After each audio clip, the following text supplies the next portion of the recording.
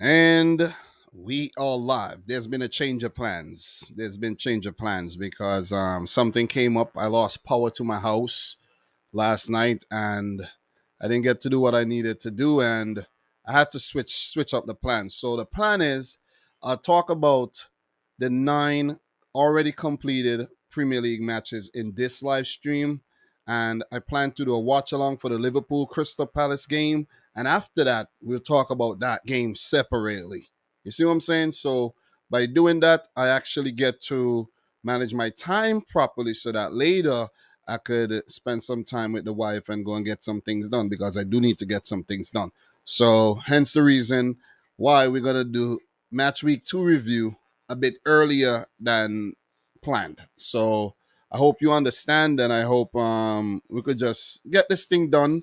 And there's some exciting games to talk about. Maybe the Liverpool fans won't be too keen on this, or maybe they won't know. You see what I'm saying? Maybe they won't know what's going on. But if you're watching the replay, you'll know what the plan is. We talk Liverpool Crystal Palace a bit as well, and how important it is for Liverpool to actually go on to win that game. And we'll save that for towards the back end. So big up to Dane Richards in the house.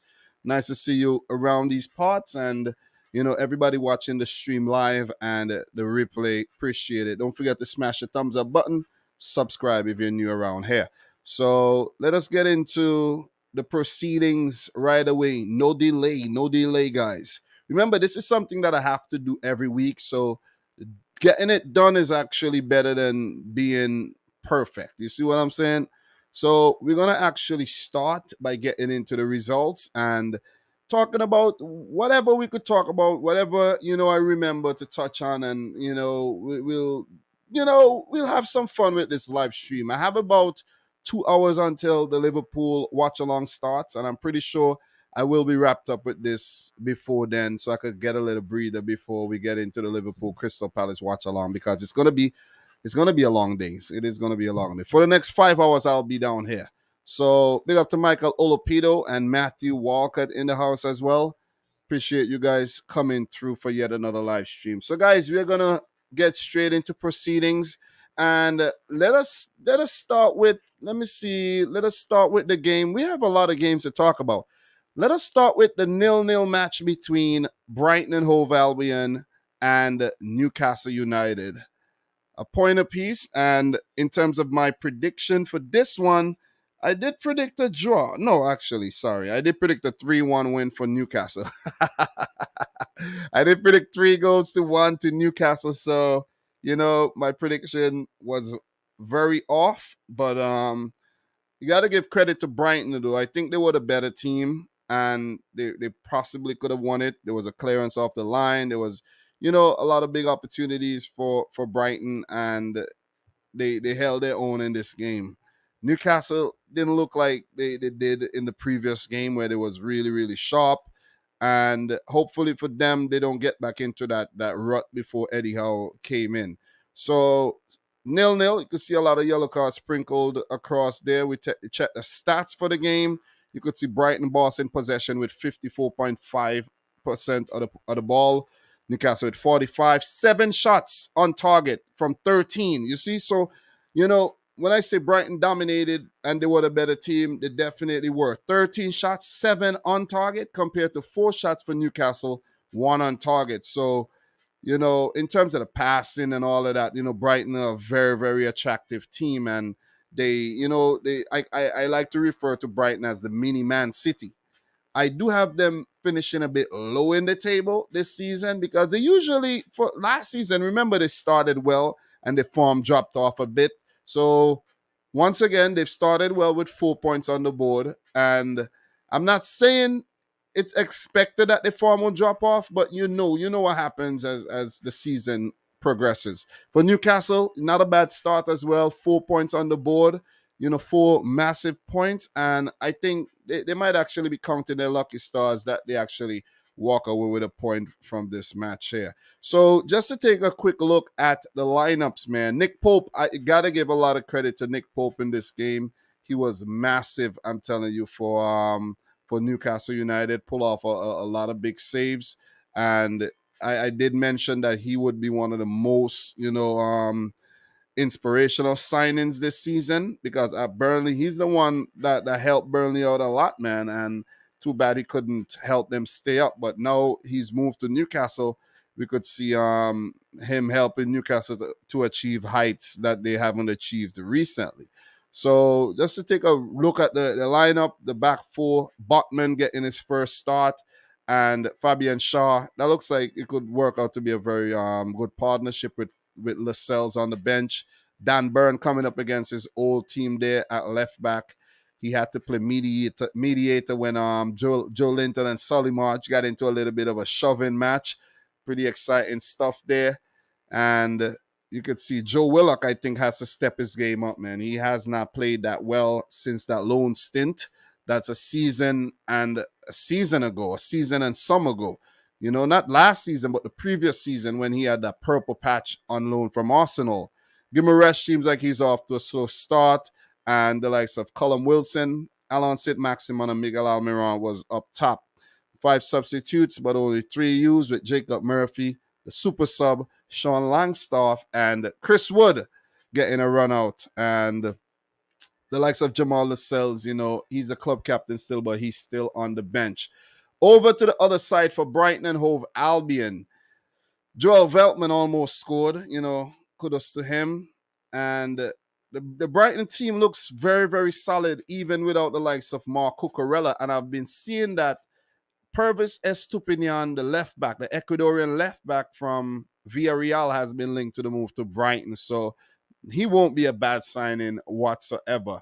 So his fellow Ecuadorian Moses Caicedo, I've been seeing him linked to the move to Arsenal as well. That's how good he's been playing. Leandro Trossard, you know how good he's been. Macalista, Solly March. Pascal Gross, the hero against United. Lallana, who did have a brilliant header saved as well from Nick Pope and Danny Welbeck. Substitutes, Lamty, Enoch Mwepu, Kawaru Mitoma getting a run out. Nice to see a Japanese international there getting some game time. And he's a player that most people wouldn't even notice is in the Premier League right about now. So 0-0, not much more to really add when it comes to these two teams.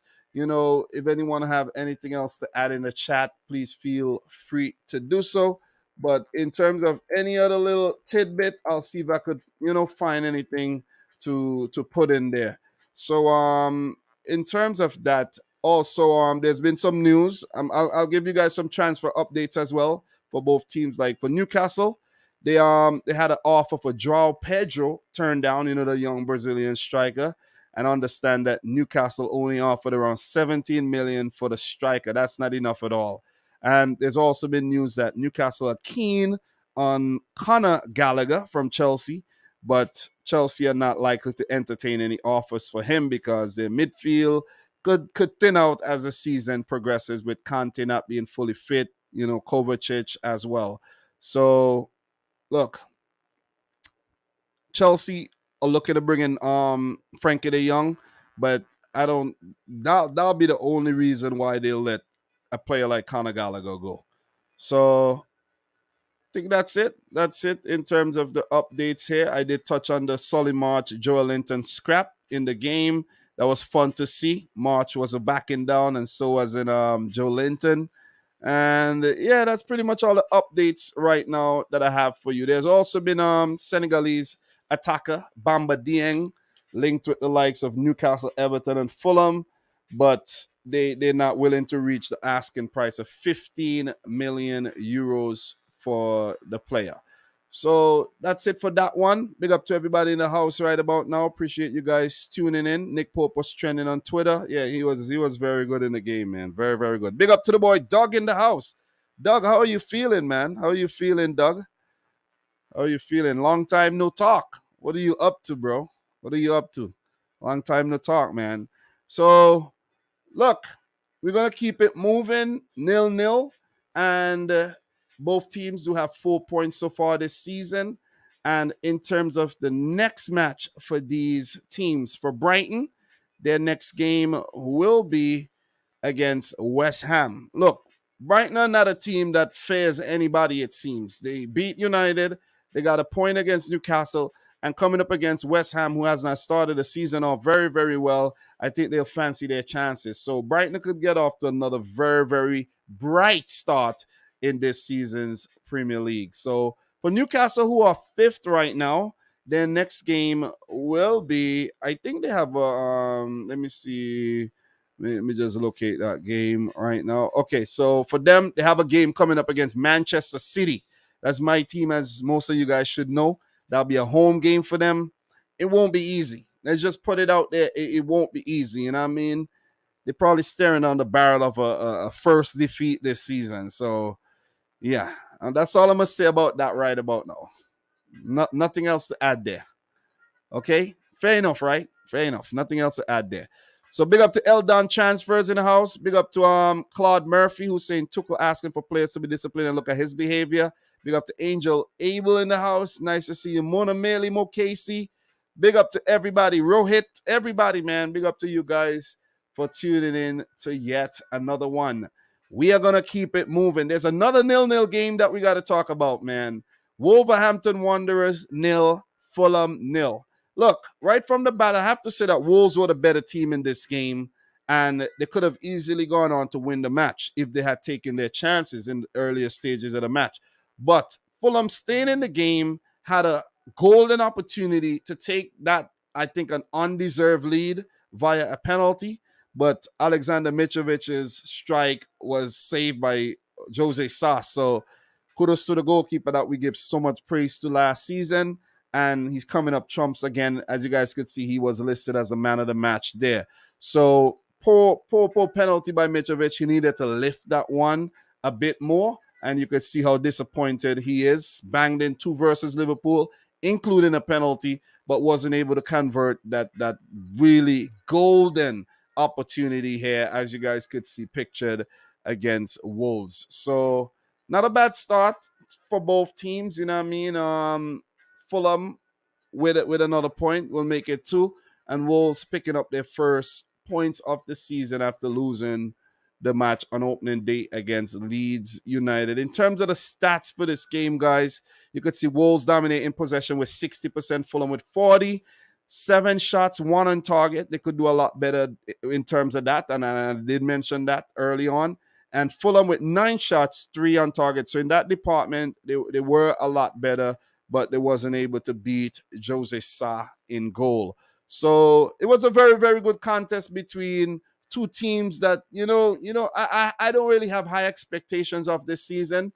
I do expect Fulham to survive. They've looked good. They've been, making some quality signings as well. And for Wolves, I'm looking at them to place, around 12th this season, a little lower than usual. And both teams are still trying to bolster their squads, because we still do have approximately 2 weeks left in the transfer window. So just to add to this in terms of any news updates when it comes to these teams, look, there was also another situation in this game between Alexander Mitrovic and Morgan Gibbs-White, right? There was another scrap. So we went from the Joe Linton and Solly March scrap to the whole situation between Mitrovic and Morgan Gibbs-White. And then we could even talk about the one between Antonio Conte and Thomas Tuchel. So it was WWE all weekend in the Premier League, man. Raw and uncut.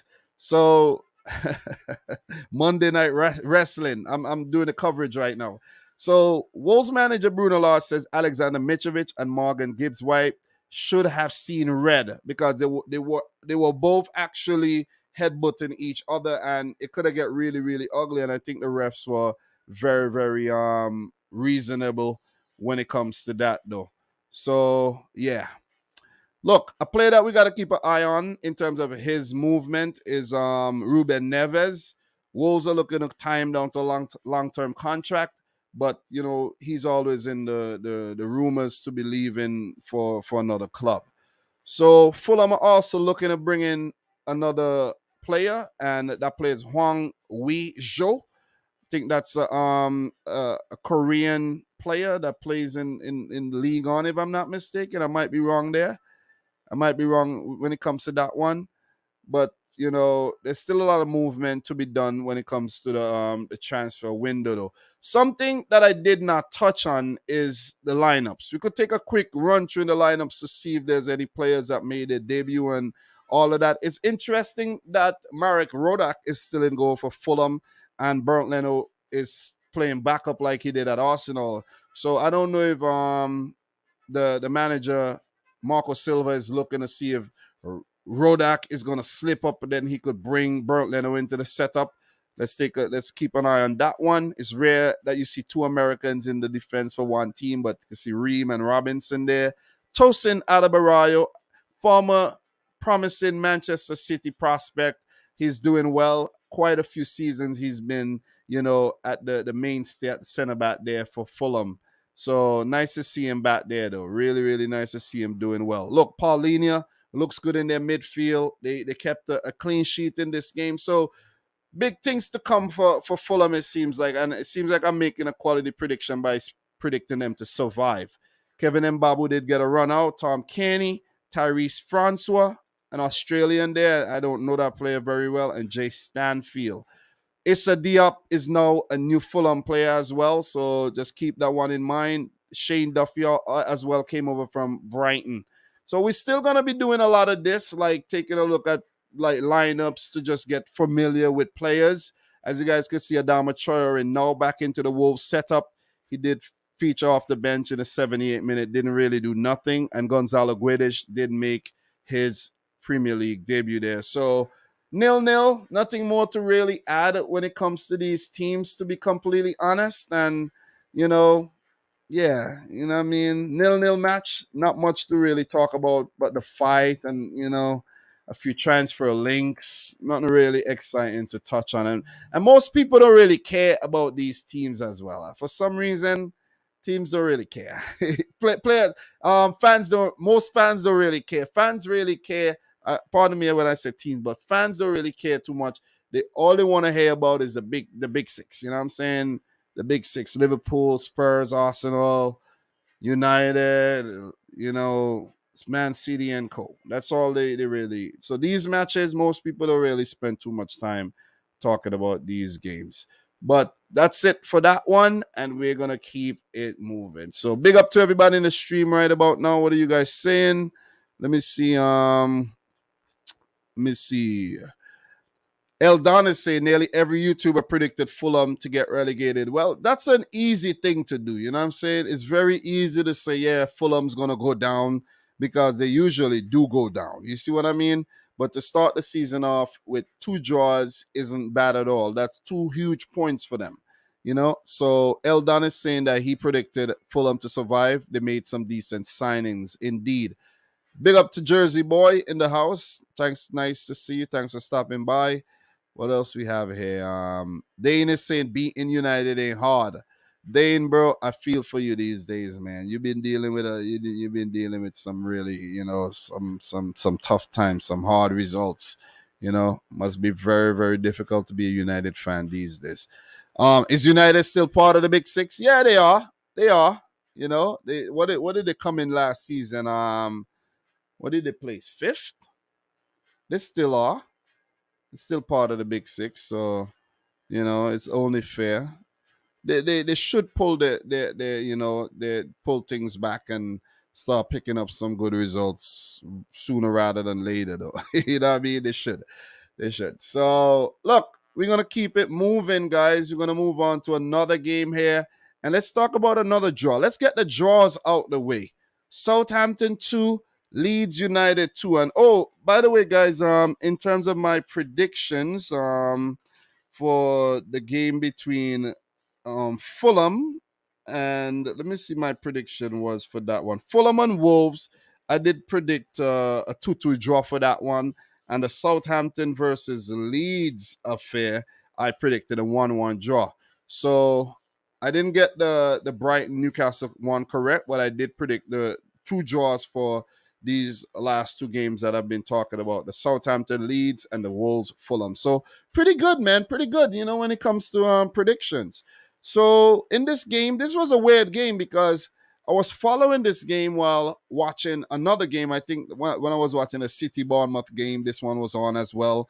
And I was saying, damn, Leeds are 2-0 up. I'm going to definitely get that prediction wrong.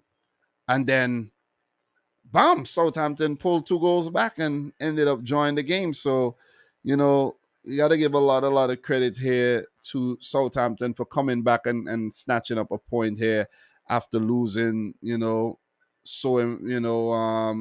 humiliating loss against Tottenham in match day one. And Leeds, who did come from behind to beat Wolves on match day one, they're going to be kicking themselves here because I think it's 2 points drop. I know Jesse March was saying in his interview that to pick up 4 points in his first 2 games is still very good. But look, it could have been 6 points. And margins are very, very, very close when it comes to the Premier League. And this 2 points could be the difference between, who knows, a Europa League, a Conference League spot, or even getting relegated. So you cannot be dropping points after going 2-0 up though. But look, the game was 0-0 at halftime, and Rodrigo scored in the 46th minute. And something that Leeds was doing in this game and doing very well, and Southampton was not picking up on, they were actually using their set pieces very well by hitting them to the near post. So that's where Rodrigo scored that first goal from. And the second goal was flicked on from the near post for an easy tap-in header in the 60th minute. So 2-2. And you got to give Hassan Huto some credit here, a lot of credit for his tactical nous and genius for actually bringing on these substitutes. Joe Aribo came on. I think he brought on Sekou Maya as well, Sekou Mara, who got the assist for the last goal. And we just take a look at the lineups and see the substitutes he made that just turned the game around, right? He took out Stuart Armstrong and Mo Elianusi. Armstrong had a couple opportunities as well, and he was even, I think, brought down, and there was a possible red card shout against that was the, let me see, Diego Llorente. But those substitutions right there, when he brought on Joe Aribo and Adam Armstrong, that changed the game entirely. And then he brought on Sekou Mara, who got the assist, the new man that came in from Bordeaux for big money. When he made those changes, that turned the game right on his head. And you got to give credit to managers when they make decisions like this. So also credit to Bazunu. He pulled off some really important saves in this match where Leeds had opportunities and Bazunu kept them out. So good goal by Aribo, who came on and he just hit the ground running. He started the first match, but, didn't do too well in that loss against Spurs and came on and had a couple opportunities and did put that one away very, very calmly. Very, very good goal. And then the Kyle Walker-Peters goal, man. Look, if Sekou Mara is going to keep, threading balls to the defense like that, we might just, tag him as the new Kevin De Bruyne, because that was a fantastic ball to cut aside the Leeds United defense. And Southampton with the equalizer there. Kyle Walker-Peters, very, very good goal. I think the last goal he scored was actually against Man City. And that was a quality goal, man. Quality goal. And bam, 2-2. As I mentioned, Leeds will be kicking themselves, but for Southampton, who I did predict to get relegated this season, to be completely honest, that's a huge point for them. So they would have to prove me wrong. They would have to start putting out more and more quality performances there, because they almost dropped all 3 points in this game like they did on match day one. So just for some stats in this game, Leeds did boss possession with almost 58%, 13 shots, 5 on target. For Southampton, 43% of the ball, 14 shots. They did have opportunities. 4 on target wasn't clinical enough, in my opinion. So a point shared, Hassan Huto versus Jesse Marsh there. Both managers, I think, are under pressure. Hassan Huto for some quite poor seasons over the last, few years. And for Marsh, taking over from Bielsa, it's going to be a huge shoe, very, very big shoes to fill.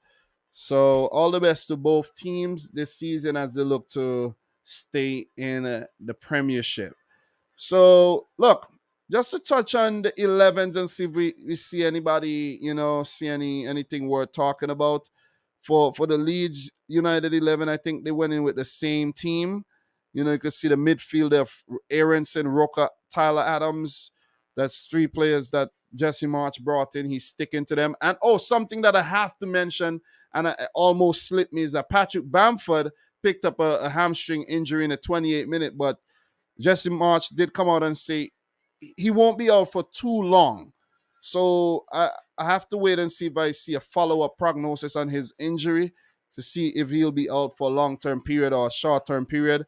But hopefully for Leeds, he's only out maybe for 2 to 3 weeks the most. Adam Forshaw, a player that featured a lot last season, came off the bench. Dan James was actually subbed in and then subbed out later on in the game. Matthias Klick and Luis Sinisterra also made his debut for Leeds.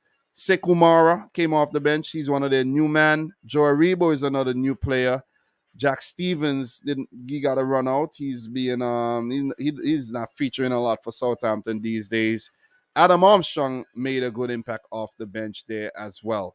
So for Southampton, I think the team just have to start gelling with a lot of new players in the setup. Hassan Huto has to figure out what his best 11 is, with guys like Romeo Lavia, Arnel Bella Ketchup making his first start.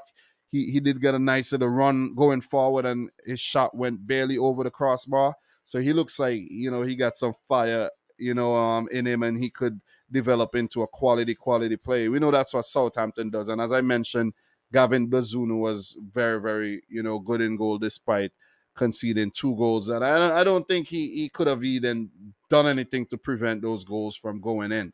So good point apiece for these teams.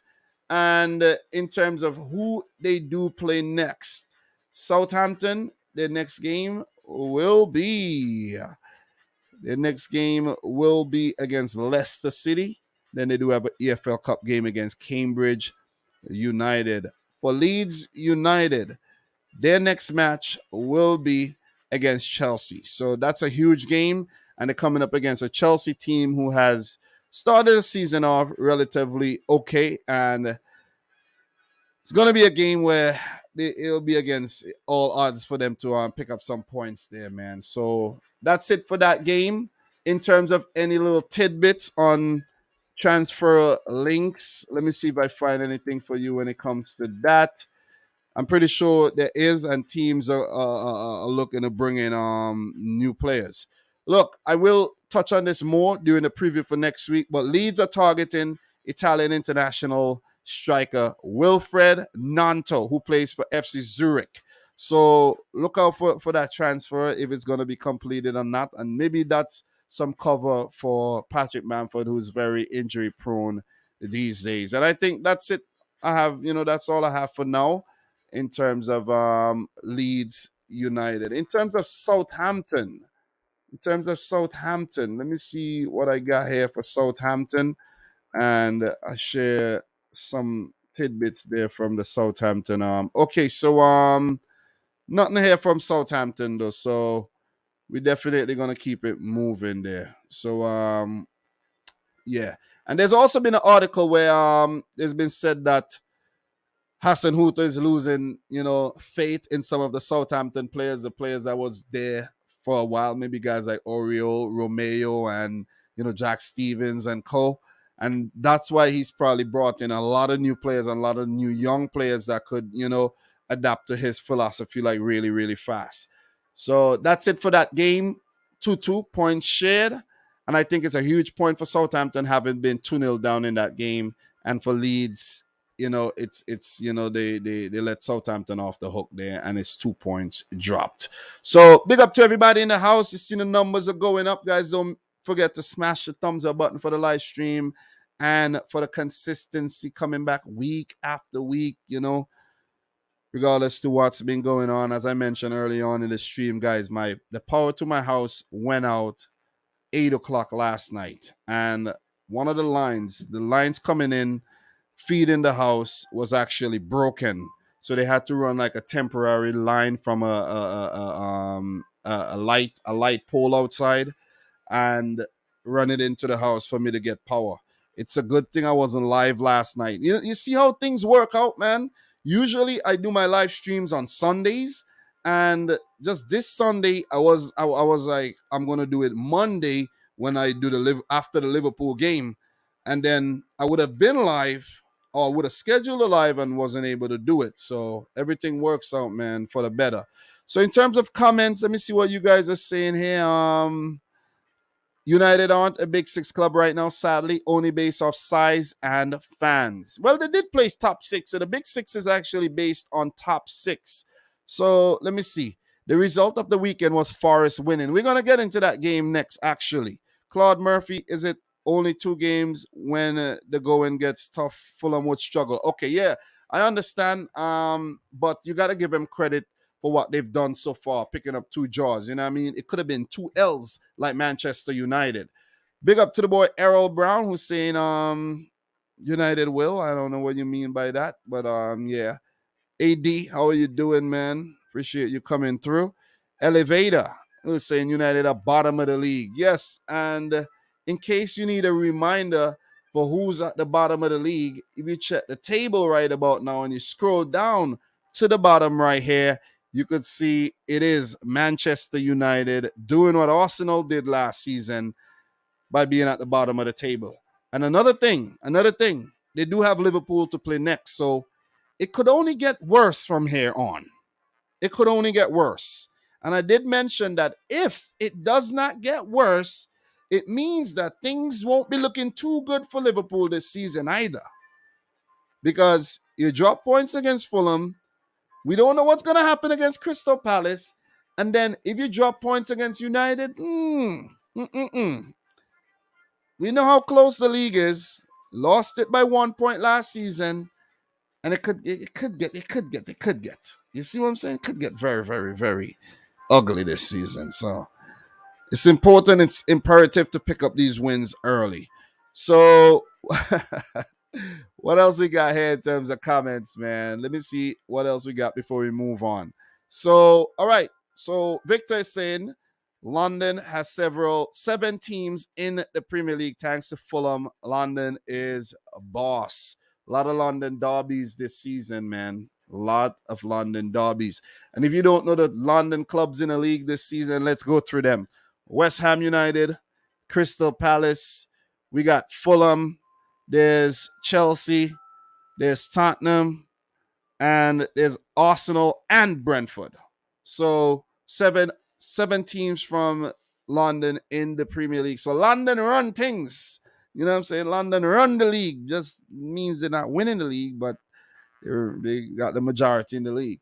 So with that being said, guys, let's go over to the results and continue the analysis of the match week 2 results. Let's talk Forest West Ham United. This is a game that I actually watched. The first 3 matches that we just spoke about, I didn't actually watch those games live. I did watch the highlights, and I actually was following the games as they were going along. But in terms of this game, this was a game that I actually saw live. And I have to say that Nottingham Forest picked up a very, very, very fortunate win here. A win is a win. This is a situation where you could say a win is a win. But this was a very, very fortunate win. This is as fortunate wins get, because West Ham should have won this about 4-1 or 4-0 or something. But everything, the stars were just aligning for Forest, man. They were just aligning. I think they started the game out very, very well. They started it well. And the goal did sort of come on merit, but it was like a very kind of lucky pinball type goal where the ball came in. It bounced off of a defender, bounced off of one. I think that was Jesse Lingard's shot, scuffed Taiwo Owani, off I can't even remember, off a defender onto Owani or something like that, and him kneeing it into the back of the net to score in the second minute of the first half, extra time there. And for those of you guys who don't know, Taiwo Owani was a former Liverpool Academy graduate who was on loan for some time in German football, all over the place. I think he was in Belgium and then he went to Germany and did very, very well and sold for big money to Forest, who's been signing everybody, guys. Forest have made over 15 signings this season already. Over 15. You heard that right. And I actually predicted Forest to stay up, to come in 13th. But in the last live stream that I did, the preview for this week, I said I'm very, very frustrated with the transfer business that Nottingham Forest are doing because they just buying random players. Maybe it's not as random as it seems, but it just looks random. It just looks really, really random. And we are going to get into the players that they've signed. But this is a huge win. They look a way totally different team than they looked last week. Totally different team. You see what I'm saying? And if they continue playing like this, they could definitely survive and place as high as 13th, like I predicted them to. I don't know how I haven't watched a lot of Premier League predictions from other channels, but I'm pretty sure that many people predicted Forest to get relegated. I'm pretty sure. I don't even need to go into it, but I'm pretty sure people predicted them to go down. But West Ham were very, very unfortunate to not even score a single goal in this game. Fornals hit the post. Declan Rice had a penalty that was actually saved. That was a poor penalty. Big up to Dean Henderson for going the right way as well. Look, pictured hit. It were goal line clearances. You know, the West Ham hit the post twice. I think there was a goal that was disallowed. Ben Rama scored. The goal was disallowed for after Mikel Antonio ran into Orel Mangala. So everything was just actually working out for Nottingham Forest in this game, man. And that's what you're gonna need to survive. You're gonna need a lot of luck, not just a little bit of luck. You're gonna need a lot of luck in the season, man, if you're gonna survive. Look at Man City last season. I'm gonna go right back to last season where for City, Everton should have gotten a penalty, right? And they didn't get the penalty. Everton didn't get the penalty. What if they had got that penalty and they had scored a penalty? We would have not won the title. So every little thing counts, man. Every little thing, every little result, every goal counts. Every goal conceded have some kind of bearing on what will happen to you at the end of the season. Or it may not, but it's important, man. It is very, very, very important. So look, better performance than match day one for Nottingham Forest. And they haven't been in the Premier League for 23 years. In the opening game against Newcastle, they look poor. But the first home match, they look like they have gelled really, really fast and put on a better performance as well. They themselves did get a goal disallowed when Brennan Johnson scored, but he was offside. But when you look around their team, they do have some players, that came up with them that looks like quality players, and some players brought in as well from championship teams that look good, like guys like Toffolo, Lewis O'Brien. These guys look good in the game. But the player for me that stood out really, really, a lot in this game was Nico Williams, man. Nico Williams looks good for Nottingham Forest. He's on dead ball duty. He just looks very, very good. And I'm wondering if it was a mistake for Liverpool to let him go. Maybe not, because he was a young budding right back, and to have him playing back up to Trent Alexander-Arnold and not having a lot of game time would be pretty unfair to the player. So it's only right that you let him go out. He plays for Wales. He'll be at the World Cup with them, and he looked very, very good, man. Niakate looked very assured in defense as well. Unfortunate that he had to go off. Everyone looked good, man, in this game, for Forest, and they look better. Dean Henderson, big saves, but it's just they rode their luck. Luck had a lot to do with this. Even Lingard had a better game. Brennan Johnson gave us a glimpse of what he's capable of doing. And if these players just continue to click and just find their feet, they could be a force to be reckoned with in the Premier League. And I think with Forest, they just they don't want to go back to the championship, at least not next season. And you could see that Greek owner is doing everything to stay up. Because what happened is when Steve Cooper took over this team, they were at the bottom of the table in the championship. And, you know, he got them promoted. And the kind of money I heard that they were taking over for, I think they were taking over for about £50 million.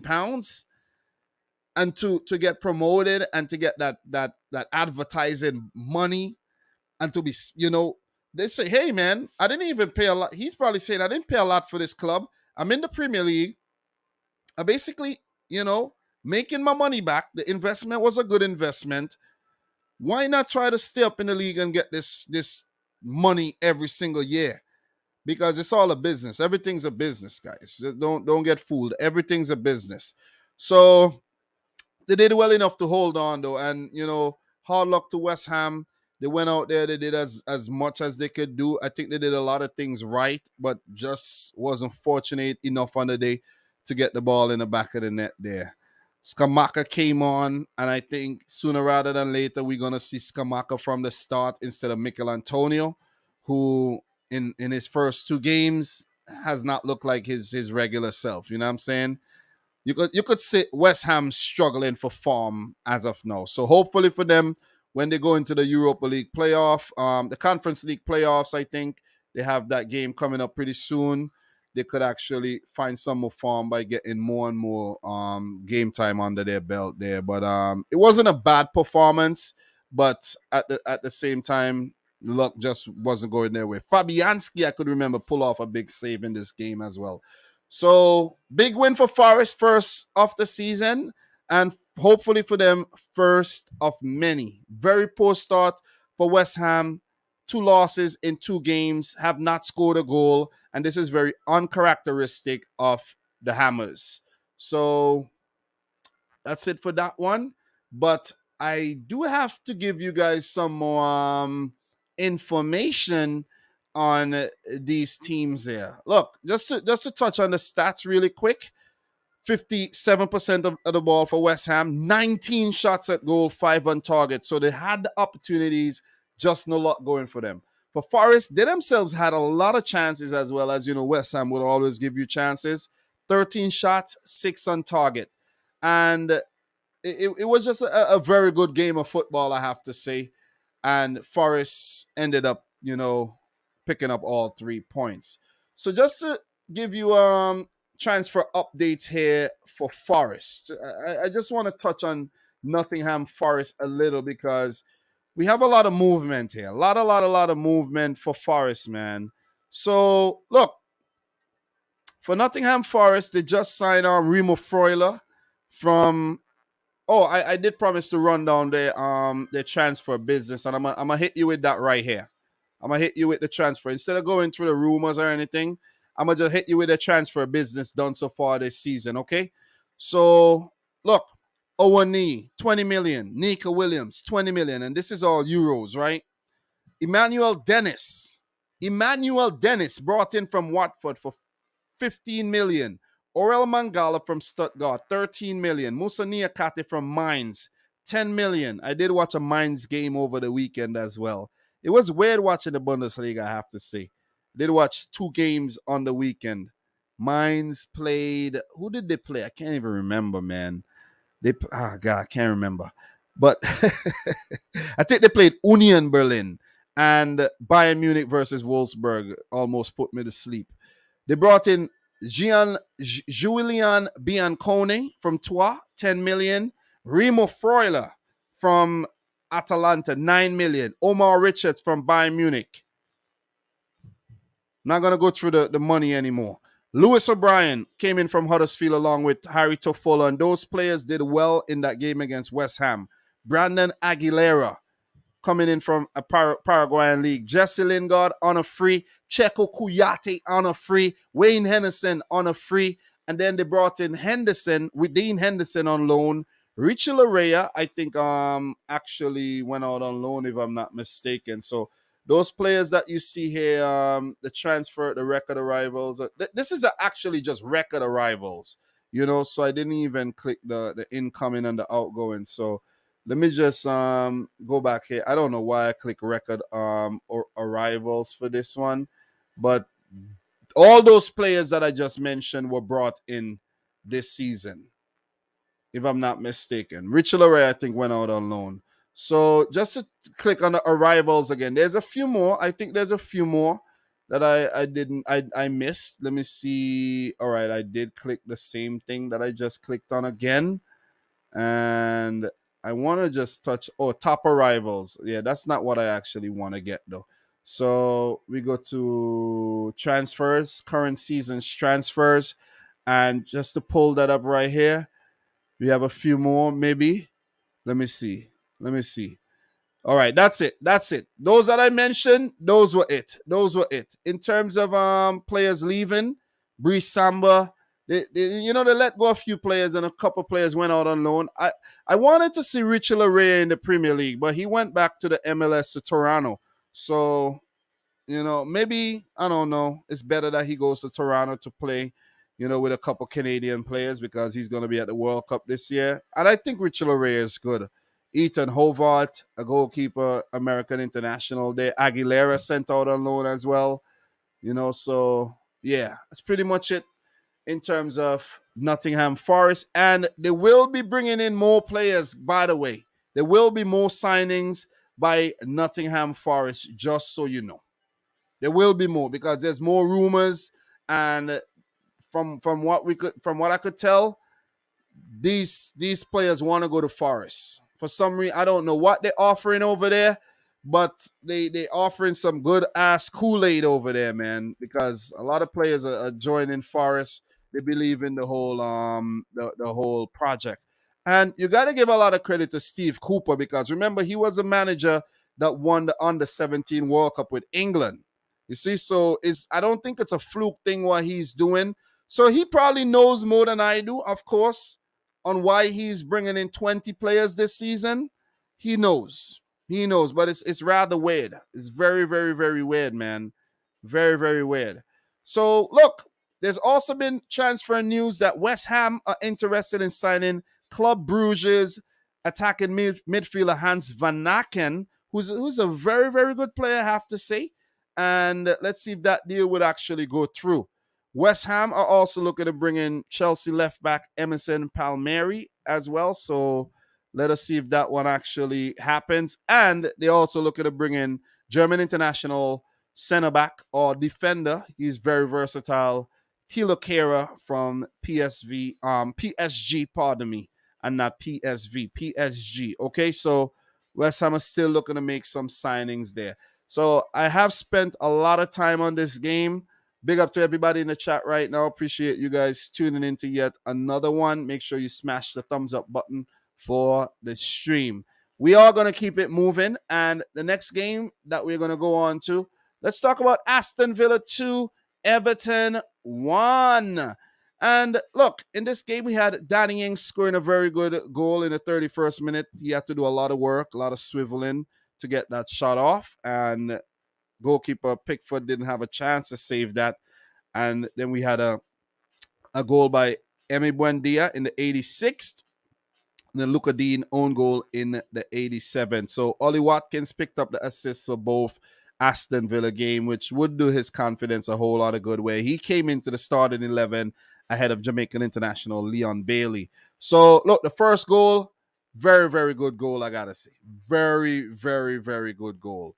And for Everton, so far, they're responsible for their own downfall, I think, because in the first game, Doucouré, stupid. I have to use the word stupid foul to pull down the Chelsea player in the box, and that goal was their undoing.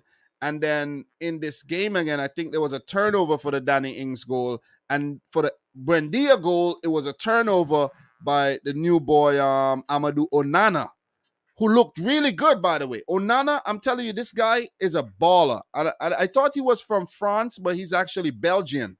And I got to find out that he's capped already as well. I think he's only 19 or 20, and he looks good.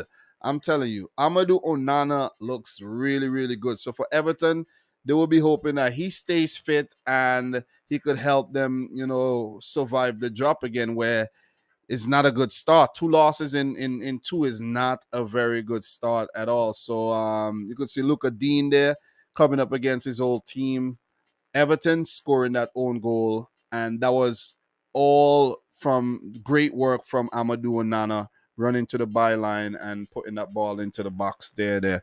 So good win for Aston Villa after their opening day disappointment, where I expected them to do a lot better on opening day, but performance was rather poor against New Boys Bournemouth, and they bounced back with a 2-1 win. This game could have went anyway because I don't think Everton played badly again. Just like against Chelsea, they didn't play badly, but it's just a few moments, lapses that cost Frank Lampard and his boys there. So you could see another frustrating day at the office for Frank Lampard as him and Steven Gerrard face each other for the first time. These two players are two former legendary players of their respective clubs. Frank Lampard primarily of Chelsea, and Gerrard, of course, of Liverpool. But they later went on to play for other clubs, of course.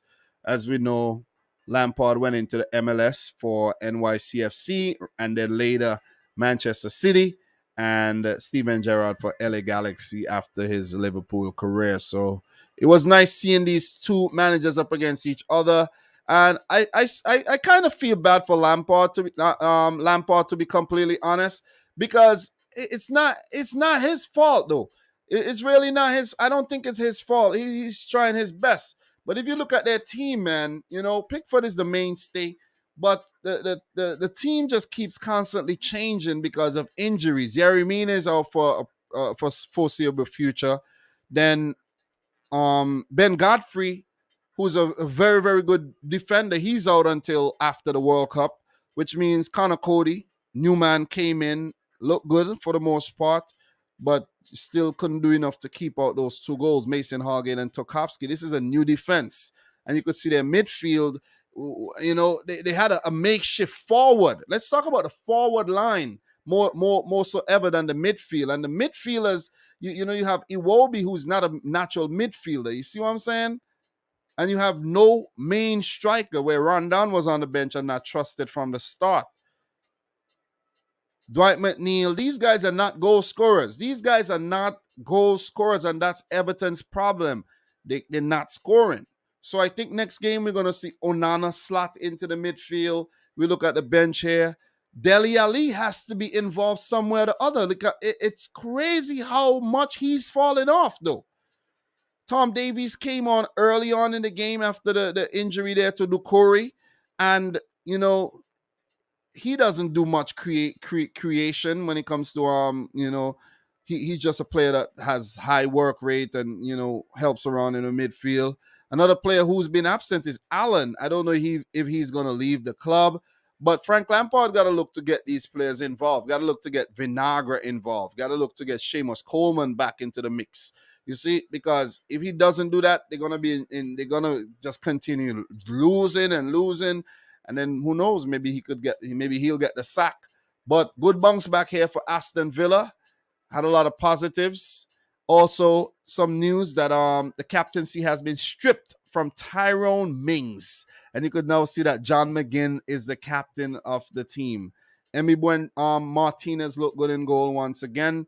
And Philip Coutinho, he's been so-so. So that could be a worry for Aston Villa fans that his form could drop off. But, a lot of positives to take from the game, though. Boubacar Kamara looked good in the match. And positives that Danny Ings and Ollie Watkins are getting in on the goals. Coming off the bench, as you guys can see, Ezri Konsa, Callum Chambers for just some late reinforcements, Ashley Young as well. But where the game changer, I think, was when Buendia came on and got that goal, and Amadou Onana inadvertently gave away the ball for the second goal, for the Buendia goal that was walked into the back of the net, and him helping pull one back for Everton. So, look, I think it was a close game. I think it was very close, just like the Chelsea game for Everton. But unfortunately, they just do not have goal scorers in the team. Where Richarlison left the club and Dominic Calvert-Lewin is injured until sometime in September. So if you guys look at the stats, Everton 15 shots, so they did have the opportunities, but nobody to put them in. Anthony Gordon is not a natural goal scorer. He's been linked with Chelsea, and there's been talk that Everton are not gonna let him go. And I look, it will be really dumb to let go Anthony Gordon. It doesn't matter how much money Chelsea come in with. I don't think they should actually let Anthony Gordon go because he's one of their own and he's a part of the furniture right now and part of the heart and soul of the team. And if you let him go, definitely they'll go down. Definitely. You see what I'm saying? And as Demo's saying, they're going down. Nah, I don't think they're going down, Demo. I don't think they're going down, but they'll struggle again. They struggle again. So Victor is saying, Dom, how do you find the time to do all those research? You're a true football lover. I know, man. I multitask. When I'm at work, I'm doing research, I'm writing things down and I'm just taking notes and I'm just always going through the news and looking at things. So whenever I talk about the teams, stuff pop back up in my head so that I could actually share those things with you guys because it's not easy. It's not easy staying, in tune with 20 teams at all. There's some people, creators, they only have one team to talk about, and it's easy like that, like maybe a Liverpool channel, a Man City channel, a Arsenal channel, you know what I mean? So it's very hard when you are just a general football channel. But guys, another update here is Diego Carlos, the big Brazilian defender, has ruptured his Achilles tendon and will be out for maybe the rest of the year. So if you could check the lineup here, you could see he started and he came off just at the end, which means that Ezri Konza is going to be brought back in and maybe Aston Villa have to go back in the market for another defender, maybe not spend crazy amount of money, but just bring in a stopgap type player, a youngster that could actually, provide some cover there for Diego Carlos. I was very excited to see him in the league, and it's just so sad that he's going to be out for some time. And we've already seen quite a few players pick up injuries and will be out for a very, very long time. We think Ben Godfrey, and we think another player that came over on loan, left back. I can't quite remember right now, but another left back. Oh, Manos Salomon from Fulham actually picked up an injury. I think he's the one I'm thinking about. So that is something, a little tidbit there, some news that I want to share with you guys there. So definitely for the rest of the year. And I think he would have probably gotten a call up for the Brazilian team for the World Cup as well. So that's it. That is it for Diego Carlos for the foreseeable future there. So yeah, let me see if I have any more updates here for you guys to share with you guys. But yeah, that's about it for the Aston Villa side of things. And in terms of Everton, let's see if we pick up anything when it comes to Everton in terms of any breaking news. So for Everton, they're actually looking to sign Billy Gilmore from Chelsea. And I think with the whole situation, it's going to be tricky. It is going to be tricky. So Chelsea are going to put in another bid for Anthony Gordon. Well, but why are Chelsea looking to sign Anthony Gordon though? I don't understand this.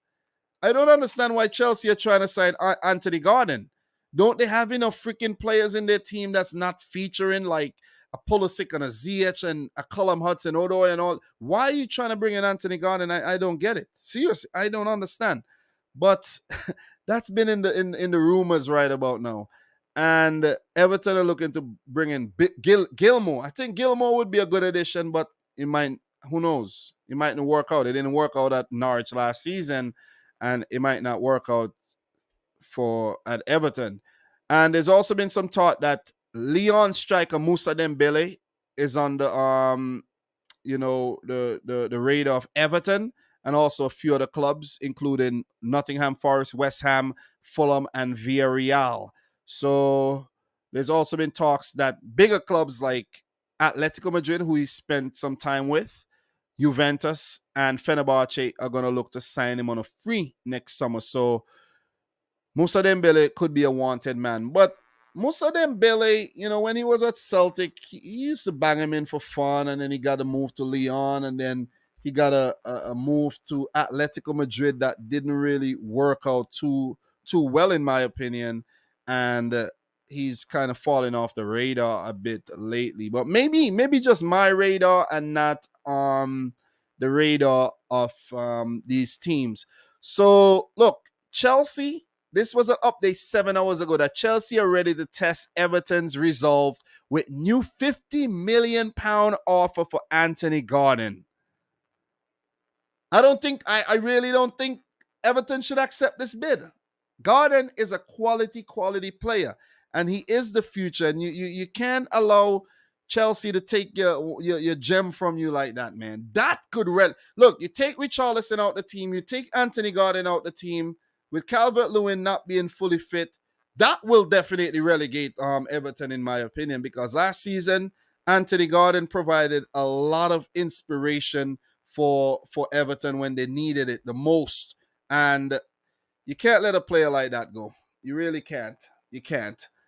You can't. So let us see how that one works out. There's also been talk that Everton are looking to sign Che Adams from Southampton. Personally, I don't think that's a good move because Che Adams is not a clinical striker, and he might go 10 games without scoring a goal, and then frustration might kick in, and then it might just get from bad to worse, So Yerry Mina is also out for about 8 weeks. He's been, very unfit for some time, and I think it's Mina. He's just very stubborn because if you guys could see the first game against Chelsea, he wanted to continue. He know he's not fit. He know he's injured, and he just want to continue. So that'll be another setback because I think Everton does play very, very well with Mina in their setup there. So there's also been some player by the name of Nicholas Jackson that's been linked with Everton, Southampton, and Fulham. I don't know this Nicholas Jackson player very, very well. And that's actually a Villarreal player, it seems. A Senegalese forward, 21 years old. So, yeah. I don't know the player very well, but Villarreal are hoping to hold on to the player. And I don't know where this player came from, but Nicholas Jackson don't sound like a Senegalese name at all. But he's already scored in this season opener against Real Valladolid. So let's keep an eye on that deal and see if it would actually go through. So I spent a lot of time on this game, guys, but we're going to keep it moving. We've been live for 1 hour. Big up to everybody in the house. Yeah, Callum Chambers is still at the club. As you guys could, let me just scroll down. You guys could see the stock there. Konza, Courtney House, and Callum Chambers are still there. But if you lose a player, you might want to bring one in. That I don't know why teams do that. They don't trust the players a lot, but I don't see Courtney. Courtney House is injured. He wasn't on the substitute bench there. So if you have Konza and Callum Chambers, this is why they'll bring another player in, right? If you have Konza, who's going to come in for, he's going to come in for Diego Carlos. You only have one backup, Callum Chambers, right? If you go and you play a cup match and then Callum Chambers gets injured, then you don't have any cover whatsoever. So that's why they probably look to bring in a player on loan to just, provide some cover for the injured players there. Or maybe they'll use a guy like Ashley Young, play him as a center back, or maybe Abubakar Kamara will drop back in center back or something like that.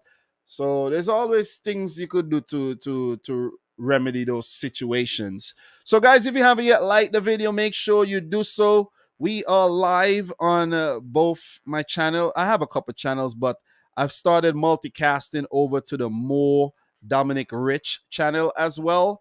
So if there's anybody tuning in from that side, appreciate you. If you're watching the replay from over there, thanks as well. But I'm just looking to use that as my backup channel and start putting more content on that as well. More exclusive content and not just multicasting from, onto both channels. But it is very smart to do both channels, because what if both channels are pulling in numbers, right?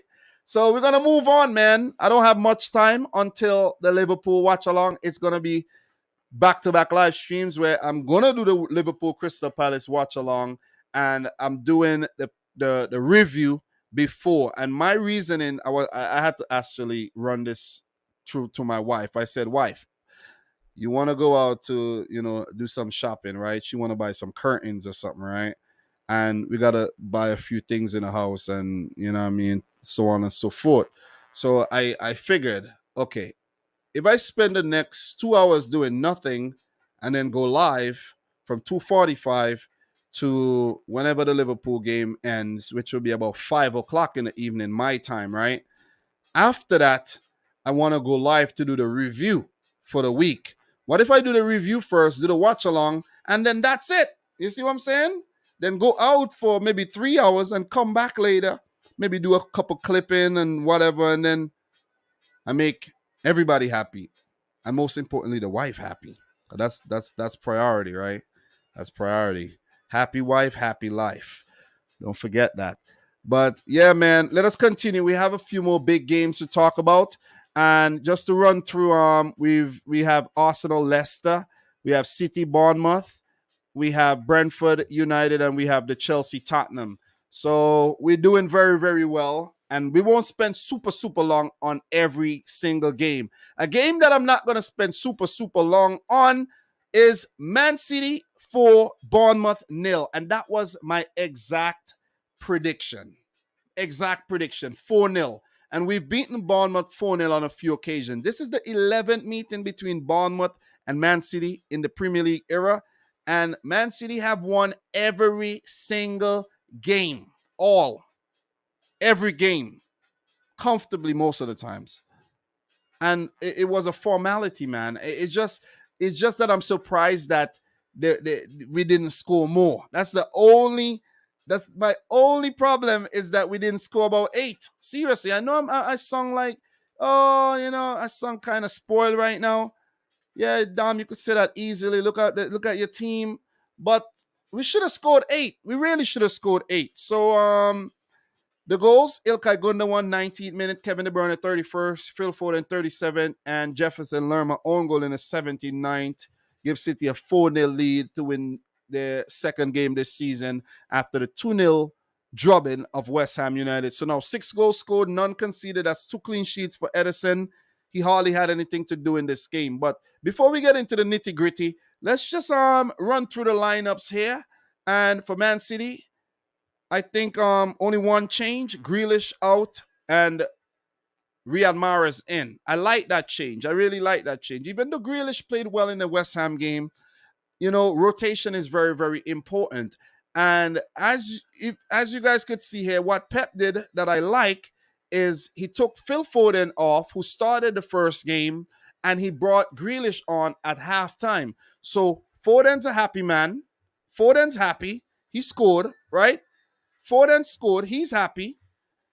Grealish is happy. He came on for, the second half. He played the first game. And Mahrez is happy. He played the entire game. A player that might not be so happy, that's been, in the rumors of leaving to Barcelona, is Bernardo Silva. To be honest, I hope he doesn't leave. But if he has to go, okay, so be it. So be it. Because if you guys don't realize that Man City are already looking to move on from Bernardo Silva with Ilkay Gundogan starting the games. Because Ilkay Gundogan is a captain now, right? But with Bernardo starting from the bench, and I think the second game running now, you could see that City saying, okay, we have Gundogan. If Bernardo leaves, there's always a player that, we could bring in. The transfer window is still open. So if he leaves, we could still bring in another player. Or there's players that could play in that position that Bernardo is going to fill. Bernardo used to play as a winger, but now as a midfielder. So with him moving on, he wouldn't leave such a hole in the team, because we have wingers. We have a new player like a Julian Alvarez who came in. In the midfield, we have a Calvin Phillips who missed this game. Unfortunately, he missed this game, right? So we do have cover, and you have guys like Cole Palmer, who's going to have a lot of game time this season, Liam Delap. So I think City is going to be all right when it comes to that. But, same team, Nathan Ake getting a lot of game time alongside Ruben Diaz, who did go off, being comfortably up 4-0. Well, at that time, it was about 3-0. And to give John Stones a little bit of game time. You see what I'm saying? Kyle Walker, he got a good 82 minutes. And Rico Lewis, who I think is going to be a brilliant, brilliant player, man. In preseason, he looked good. And the fact that Pep is actually giving Rico Lewis a lot of game time, it means that he rates him very, very highly, and he's one for the future. So Julian Alvarez did get a run out, didn't see much action during his time on the field, and those were the subs. Look, Erling Haaland in this game, he did not score, but he did provide an assist. He wasn't involved enough again, but I think what he did well was pull the defense apart, like attract players to provide space for others. So another big game, I think, for Erling Haaland, who could have scored, should have scored a tap in if Phil Foden wasn't so selfish. And Pep said that Foden didn't see. He don't think that Foden saw. He didn't think that Foden saw Haaland.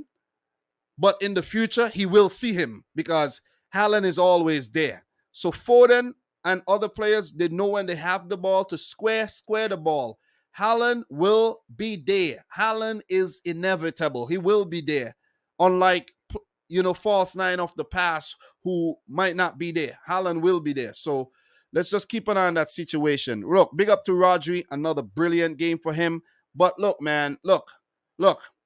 Could talk about Cancelo. He was very good in the match as well, especially for that own goal there by Jefferson Lerma, and he's been playing mostly in the midfield. Or Ake, you could see what Pep's doing with giving Ake a lot of game time, making Ake happy. And then what he's going to do when the Champions League come around and the League Cup come around, you're going to see Ake get phased out a little bit. John Stones come in, and then he's going to be mixing both players, and Laporte's going to come in and be alongside Diaz as well. So Pep knows what he's doing to keep players happy and content. Never mind Raheem Sterling leaving to Chelsea. Raheem Sterling seems like a very selfish type of player, and we don't need that type of player in the team. He's worried about his game time, and he's winning titles every season. You see what I'm saying? You're playing at the highest level, you're doing well, and you're worried about your game time when you're playing many games per season. So let Chelsea deal with his missing open chances and all, and being, let Chelsea fans get frustrated by him. I'm good. I'm not ungrateful, but I'm good. I had enough. So I just like the dynamic of the team and how we went out there and how we just smashed Bournemouth to pieces. They never had a chance in this game. They were always defending. They had a few look-ins, later on in the game. But Edison could have pulled out the Daily News. He could have just walked with his laptop out there and just, write a book or something. He had hardly anything to do. Only thing he had to do was when there was a few back passes to him and he could, spread the ball wherever he wants to. But it was a one-sided game as expected. And it could have been more, as I mentioned. But 4, I think, was what I expected and what we got. Look, just to touch on the goals really, really quick, man. Look, the Gundogan goal, that came after the Haaland, the Foden save from Mark Travers, who did a pretty okay job in goal. But Foden should have passed to Haaland. Kevin De Bruyne involved in the build-up there. Look, very dominant start by City. The Gundogan goal was simply exquisite because the skill to get the ball to Erling Haaland, I don't think a lot of people picked up on that. And I wish I could actually share. I really wish I could share the footage, but unfortunately we can't as content creators. But I wish I could actually share the footage with you guys. But that was a brilliant, brilliant goal, man. I'm telling you. For the give and go and the effort that Haaland put in for that assist, brilliant. And Gundogan with the finish, man, he's just an invaluable part of this setup. So 1-0 for City. Remember, guys, on the weekend they had drinks breaks taken at like the halfway mark in the in the first half, each half. and that was actually something that could have or may not have affected games this weekend. The Foden goal came in the 31st minute, and it was Foden and Kevin De Bruyne who was actually linking up with each other, and it was not the Foden goal, but the Kevin De Bruyne goal. I mean, in the 31st minute, the Kevin that was brilliant, man. That's one of the best Kevin De Bruyne goals I've seen. That was just simply ingenious, man. I was like, God damn, how good is Kevin De Bruyne? Arguably, and I'm gonna say something that might be controversial to some Liverpool fans right now. Arguably the best player in the Premier League. Argue with me if you want, but he's just exquisite. He gives you goals, he gives you assists.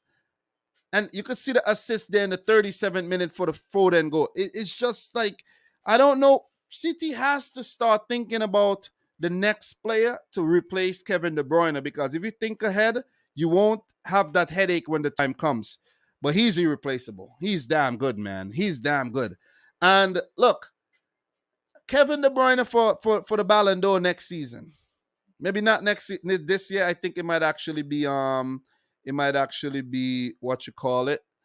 It might actually be Karim Benzema, but Kevin De Bruyne I think might come in second or something for that Ballon d'Or, man. I don't think he's gonna win it, but I won't be surprised if he wins it either. Seriously, because he's been damn good. He is damn good, man. That goal was brilliant. But look, the third goal, brilliant build up, brilliant team goal there. Bournemouth stretch, De Bruyne teeing up Foden to score the third, man. So Demo is saying, big up to Demo, who's saying it's not arguable, bro. KDB is from another planet. Thanks there for as a Liverpool fan, you respecting giving Kevin De Bruyne that respect there though. So pretty good first half, 3-0. And I think we came out in the second half still very, very dominant, even though Bournemouth were a bit more resilient. And there's a few little injury doubts, problems there when it comes to Grealish and Gundogan, but those players turned out to be pretty okay. And that fourth goal, that really, really good work by João Cancelo, run to the byline, very, very good dribbling and to pass the ball. And that would have been scored, I think, eventually, and put in by Jefferson Lerma inadvertently there. So in terms of a few debutants there, we got to make note of that. For Bournemouth on their side, we had Jamaican international Jamal Lowe coming on. I don't know if he was a debutant. Wasn't he the guy that was at Sheffield United? No, he was actually in the championship. But he got a run out late there. Marco Senesi did make his debut. Came over from Feyenoord in the Dutch league, if I'm not mistaken. Neto is still on the bench. Let's see if he would get the number one spot from Mark Travers. But, let's just keep an eye on the situation here with Bournemouth, who I did predict to get relegated this season. But look, another dominant performance by Man City as expected. And City go top. Well, we should be top of the table, right? I don't want to jump the gun. Yeah, top of the table with a goal difference of +6. Arsenal, they have scored 6 goals, but they have conceded twice. But 2 clean sheets and 6 goals. Brilliant start. Brilliant start. And early warning signs for the three-peat. I'm going to say this. I'm going to get a little excited right now. Look, I did not predict City to win the title this season. Just for your information, I didn't. But if it continues like this, with the way Erling Haaland's playing, Phil Foden, Kevin De Bruyne, Mahrez, Cancelo doing his thing, Rodri, Gundogan, then you name them, it's going to be a three-peat. It's going to be 3 titles on a bounce. It is going to be 3 titles on the bounce. Liverpool can't afford to slip up. And I'm not even going to mention the other teams because they're already slipping up. They're already slipping up. And we're already seeing frailties amongst the other teams. Chelsea don't look so convincing. Tottenham, they're going to be inconsistent at times. United are garbage.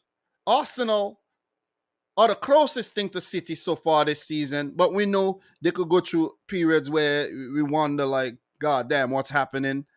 So Liverpool cannot afford to slip up. They're the closest thing to Man City in terms of quality in the Premier League.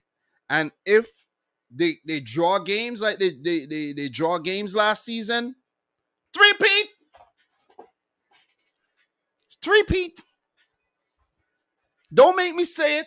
Don't make me get disgusting this season and talk about the three-peat all season, because we're seeing early signs, man, and it is very important that you take you take early signs very, very, very seriously.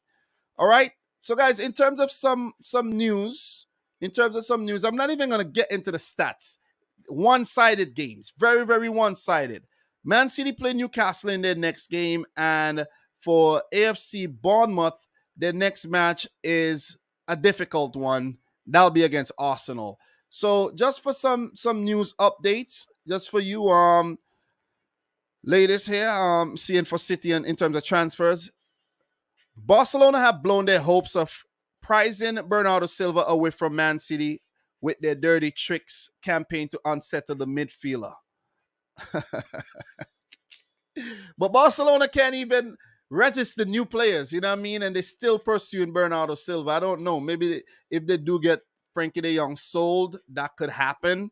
But let's wait and see what happened with that one. Look, I know this is not something to do with Man City, but a former City player, that Harry Kane has scored 184 Premier League goals for Tottenham, the joint most a player has scored for a single club in the Premier League history, with Sergio Aguero also scoring 184 for Manchester City. Okay, so I mentioned Ilkay Gundogan is a captain, and the squad have voted Ilkay Gundogan captain. He replaces Fernandinho, and Kevin De Bruyne is the vice captain, where Walker, Diaz, and Rodri complete the rest of the captaincy group there. So when one's not playing, the armband will be passed on to the next, and so on and so forth. So look, it's been said that from Statman Dave that Erling Haaland completed 2 passes versus Bournemouth, picking up 1 assist. No player has completed fewer passes in a single game when starting under Pep Guardiola at Manchester City. So I did see that someone mentioned that we need to get Haaland more involved, right?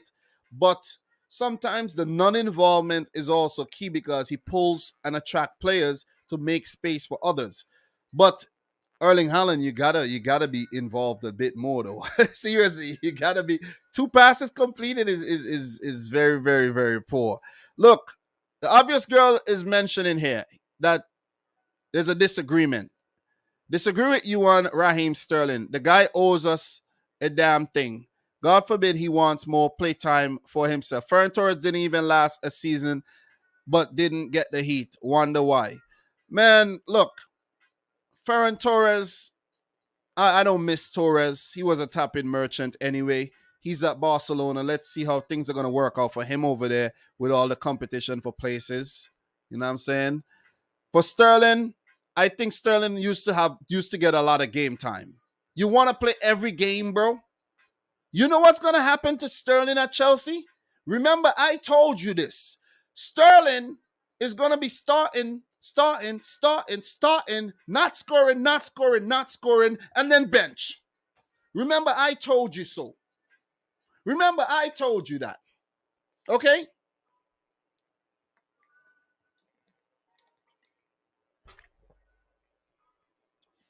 Forget about Raheem Sterling. We got big money for him, man. We got to move on. It's a business. You know what I'm saying? It's a business. You can't please everybody all the time. You see what I'm saying? You know, that's what Bob Marley said. You can't please. You can't please all the people all the time, man. But look, quality victory for Manchester City. As for Bournemouth, look, they just have to take this on the chin. I think Scott Parker knew that this was coming. And, they have to just continue to try to bolster up their team if they want to stay in the league. So, yeah, pretty much it in terms of them. Don't really have anything, any updates on Bournemouth right about now. So let's see if they're bringing any more players. But guys, don't forget to leave a like on the stream, subscribe to the channel if you're new Thanks for tuning in to yet another one. We got to keep it going though. I don't know.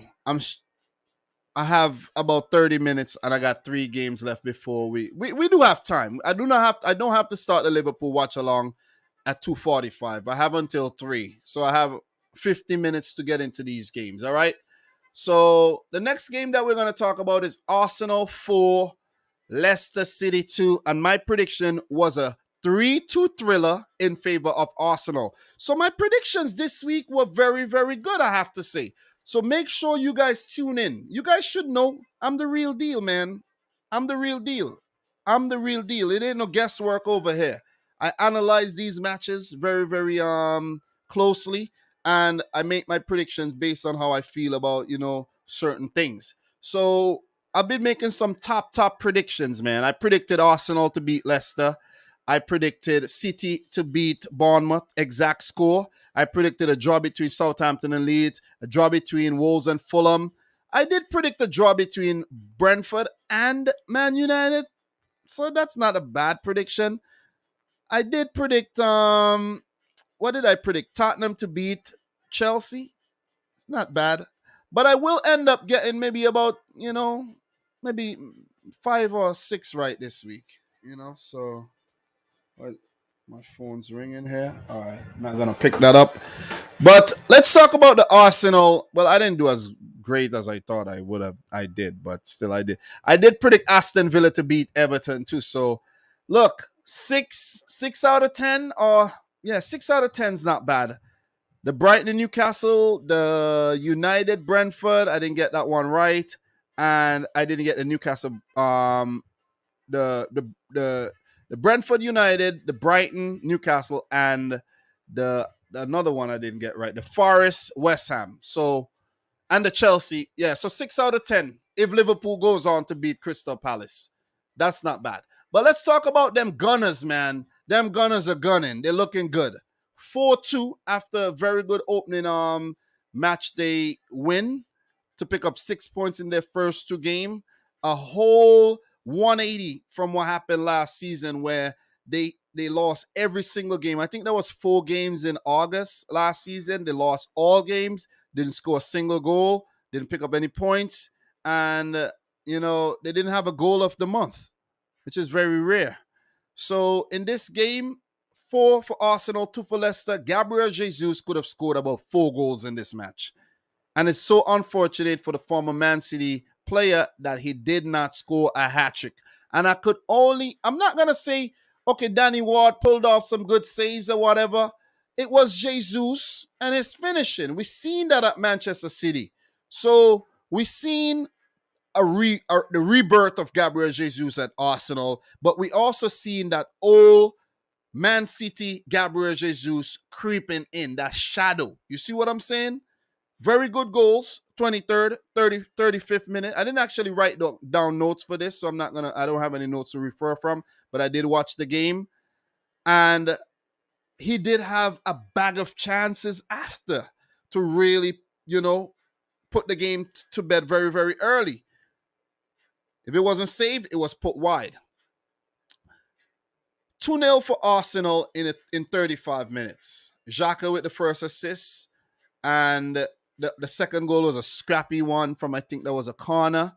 And then William Saliba inadvertently put one into his goal in the 53rd minute. Leicester was awarded a penalty as well in this game that was overturned.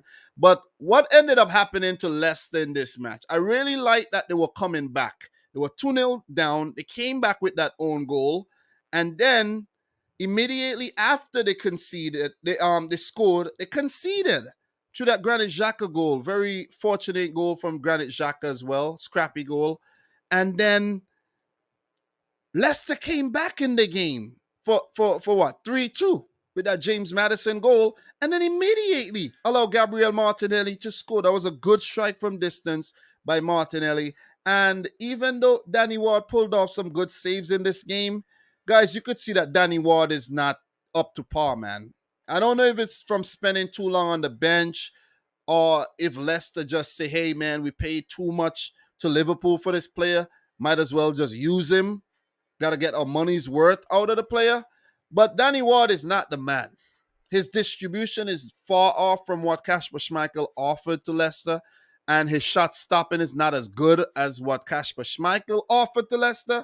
I don't know what happened between Schmeichel and Leicester, why he left. I really don't know, but he's no longer at the club, and I don't think Leicester are going to bring in another goalkeeper. I really don't think they are, and this game could be a good indication to just highlight that they need somebody better between the sticks, man. Or maybe I'm just a little too harsh, or maybe Arsenal were just too good for Leicester City on the day, because as soon as Leicester came back, Arsenal just scored another.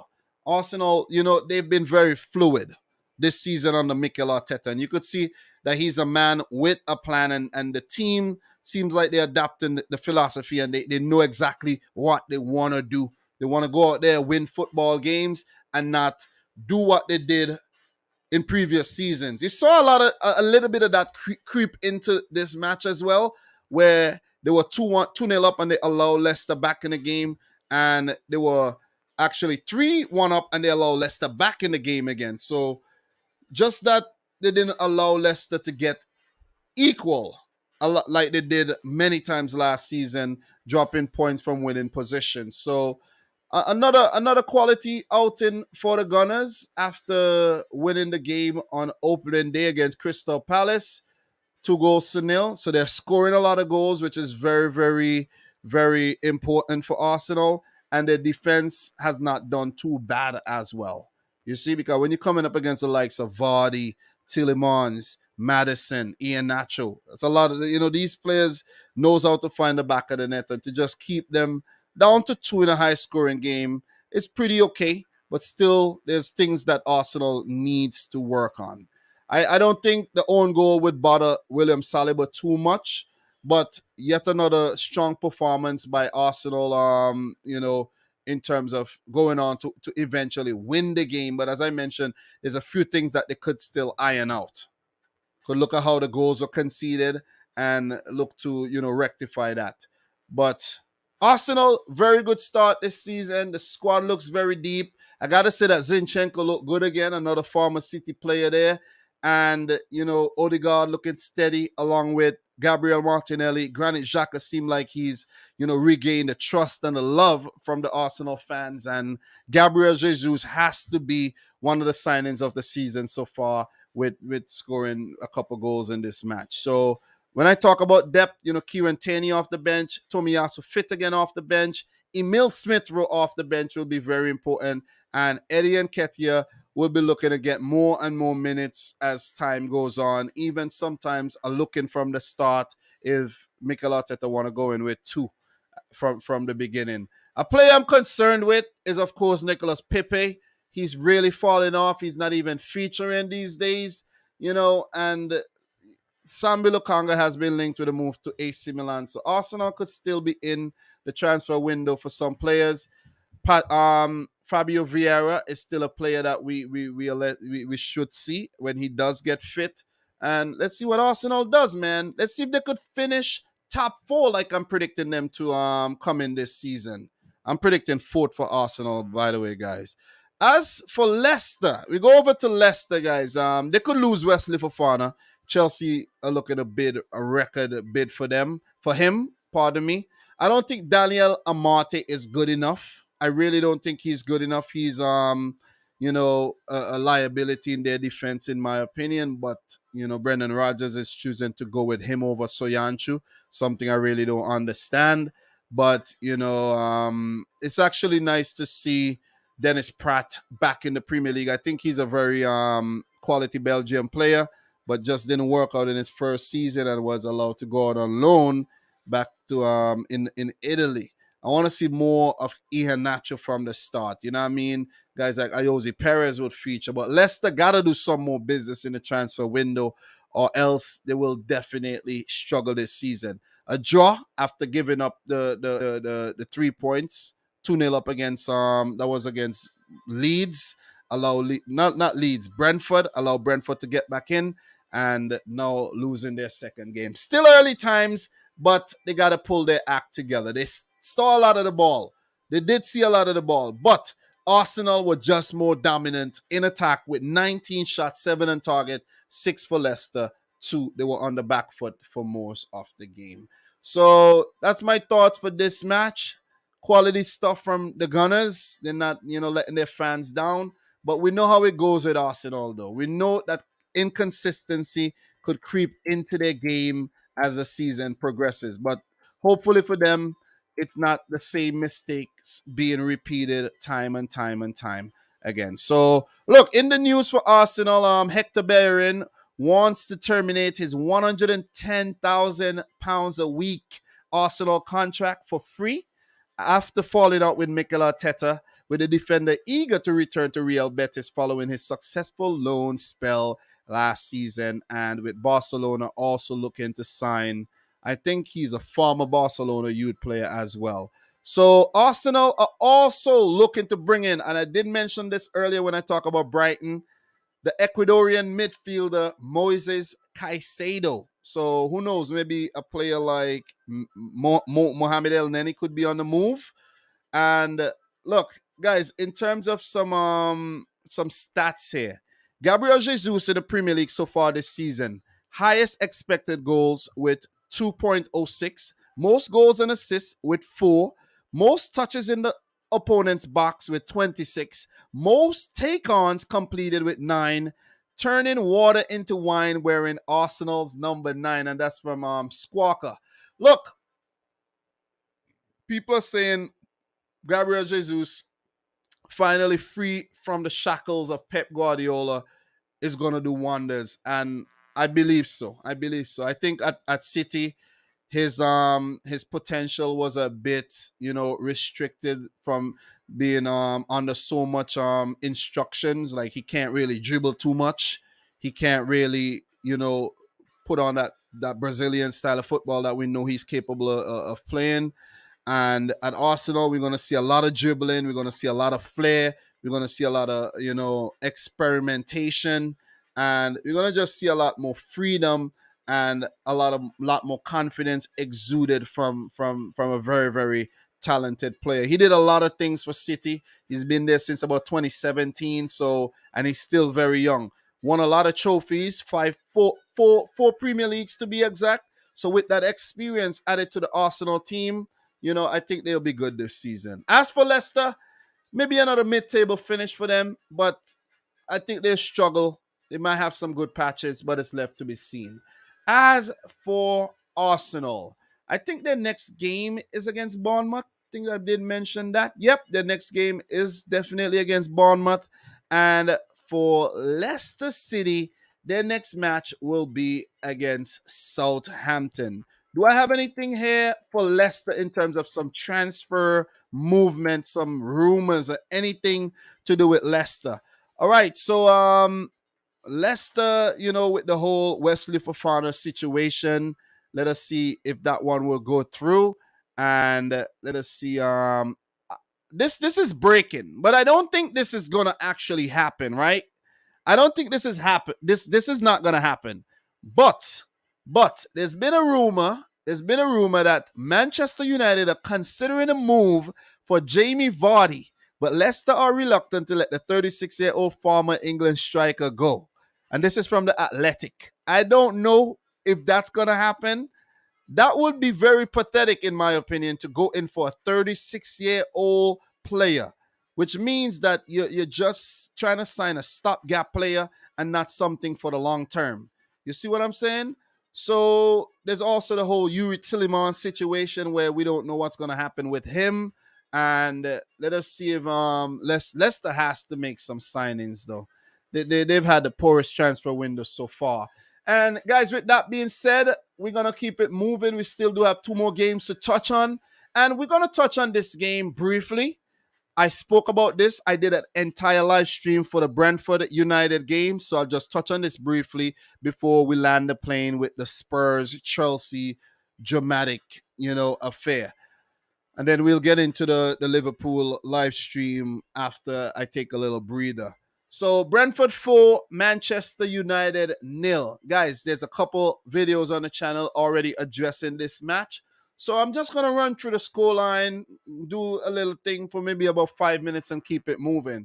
So Josh Da Silva in the 10th minute, Matthias Jensen in the 18th, both for defensive errors by David De Gea. Ben Mee in the 30th, did not defend that corner very, very well. Brian Mbeumo in the 35th from the breakaway. Ivan Toney being credited with 2 assists on Matthias Jensen in the 10th minute there for the Josh Da Silva goal. So Brentford 4, Manchester United 0. You heard it right. United drawing their opening game against what am I saying? Losing their opening game against Brighton as well, 2-1. I almost give him a point there, but losing the opening game against Brighton, losing the opening away match against Brentford, and it is only going to get worse for Eric Ten Hag and his boys when they play Liverpool next. It could only get worse. You know they say it could only get better from here on? It's only going to get worse from here on. Big up to the boy Ron in the house, King Huddle, Sebastian, MW Choli in the house. Appreciate you guys coming in, man. Appreciate you guys supporting and participating in the chat, though.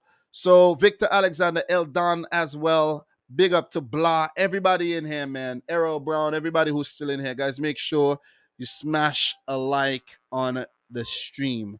Okay? So, look, let us continue talking about these losers, Manchester United. As I mentioned, I won't be long, but I'll leave that picture up for a couple more seconds because this just tells the true story of what's going on at Manchester United right about now. Harry Maguire, Cristiano Ronaldo, Bruno Fernandes, these senior and seasoned pros can't do nothing to help the team.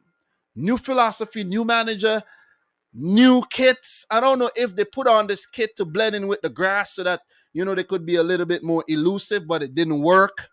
It really didn't work.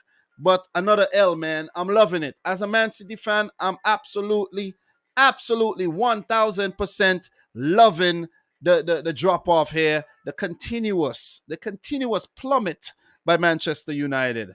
Mbeumo, Josh Da Silva, these guys couldn't believe what was going on when it comes to the goals that were scored there. They were in shock, utter shock that they were 4-0 up against Manchester United. This is a team that spent the last how many years, 70-odd years in the lower leagues, and you're going to come up and you're beating Man United? Brentford has definitely come of age. You see what I mean? Look, some criticism here. Let me just criticize some players really quick, and then I'll move on. Lisandro Martinez taken off at halftime. Y'all should have just let Arsenal have the fucking player, man. You should have just let Arsenal have the player. Arsenal were going in for this dude, and y'all want to hijack. Every time Manchester United hijack a player, the player never works out. It never does. You think Fred, you think Alexis Sanchez, Cristiano Ronaldo, let me put that in inverted commas, was supposedly going to City, and it was hijacked by United. He hasn't really done too well. Luke Shaw, taking off. Luke Shaw can't start the next game. I think Malacia came on and looked a lot better than Luke Shaw. I think United has to make some changes. You got to bring in Wan-Bissaka. You got to bring in Malacia. Varane has to start. Even though he has not been that good at United. Harry Maguire is a captain, but I don't know. They might have to start weighing up some options here of whether to freaking, start Phil Jones maybe. Eric Bailly. These guys might be on their way out. I don't know. But you got to drop Fred. You got to drop him. You got to start Donny van de Beek. Donny van de Beek got to start. You got to play Van de Beek and Eriksen in the midfield, even though the two players are not as hard working as Fred. But you got to try something else. You got to try something else because what you're doing right now, it ain't working. Elanga, I think, has to start because you saw when Elanga came on the field, he looked a lot better. Don't be afraid to drop Jadon Sancho. Don't be afraid to drop Marcus Rashford. Drop these dudes. You have some youngsters on the bench. Play them.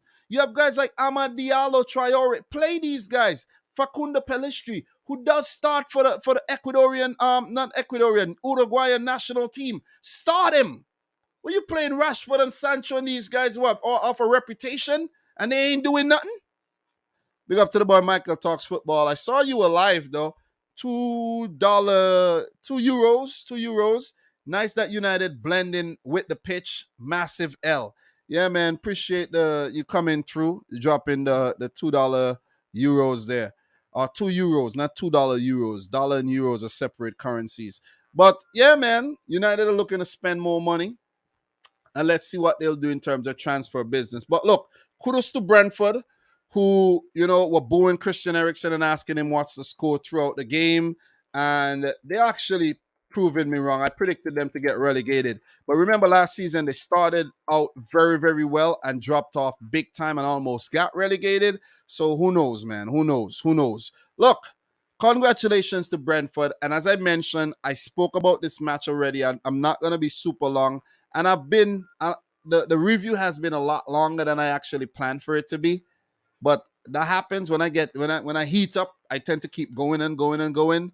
But United are laughable. They're a joke. They are frauds. And it's being proven season after season after season. They're just getting worse and worse every single year. It doesn't matter who they bring in. They just keep getting worse.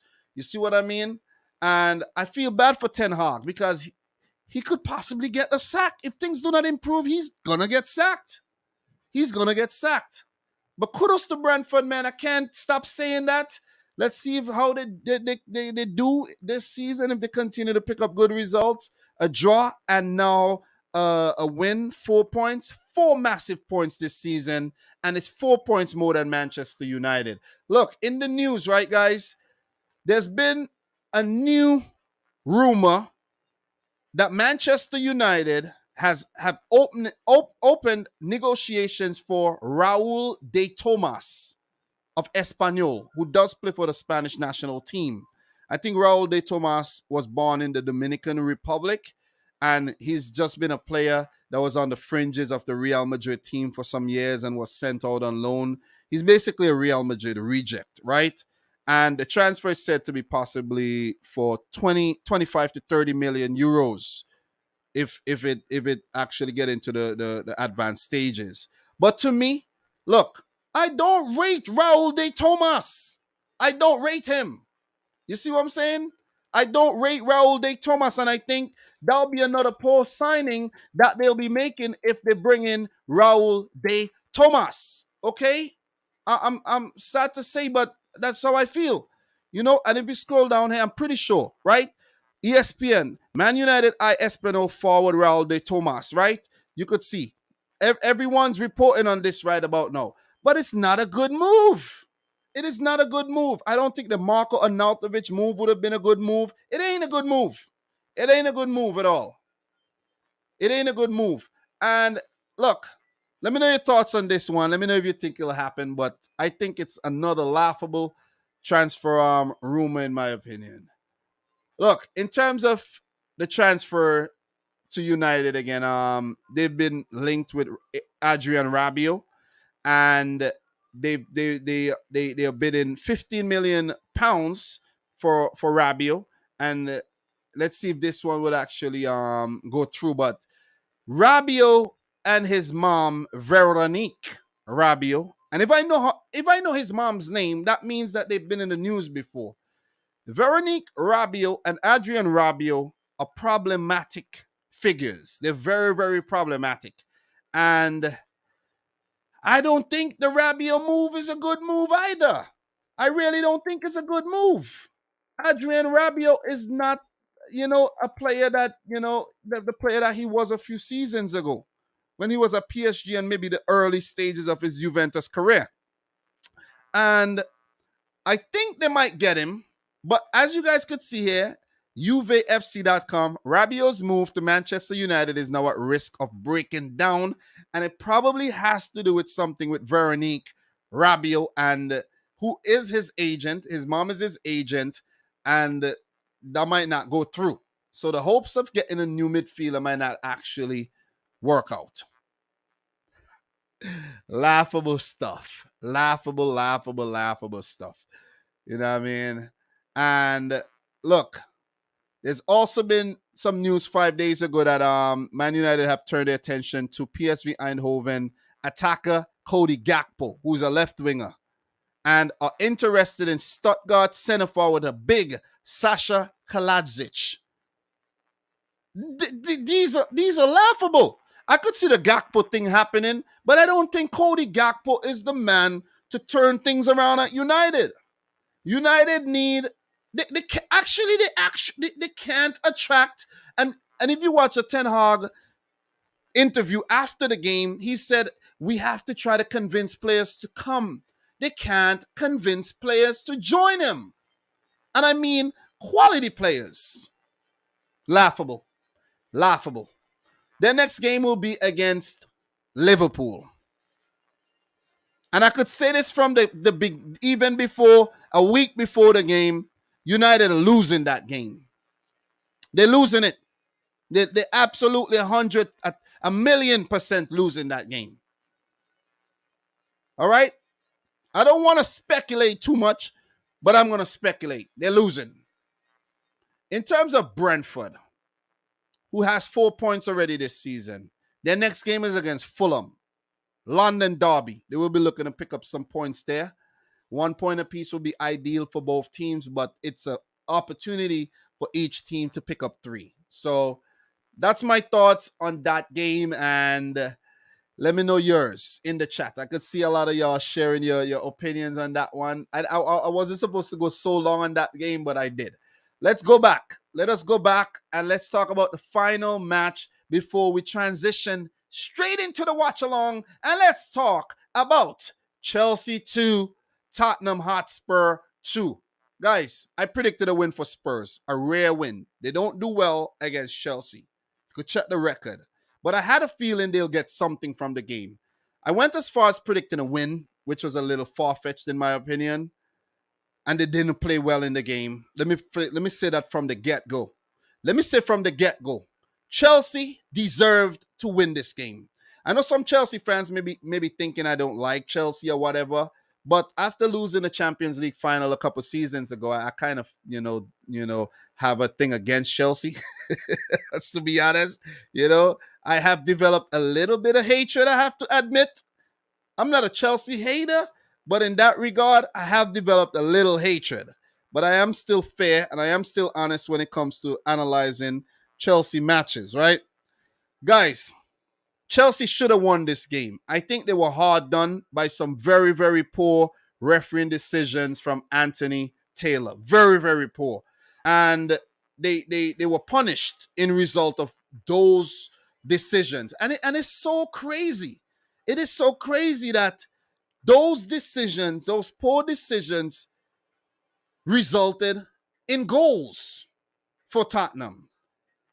Koulibaly in the 19th minute. What a goal. Cucurella. And I told you guys that Cucurella is going to start the game because he looked bright when he came on. If we check the lineup, let's see if Chilwell, of course he's on the bench. He's fit. And I did mention that Cucurella is going to come straight into the team.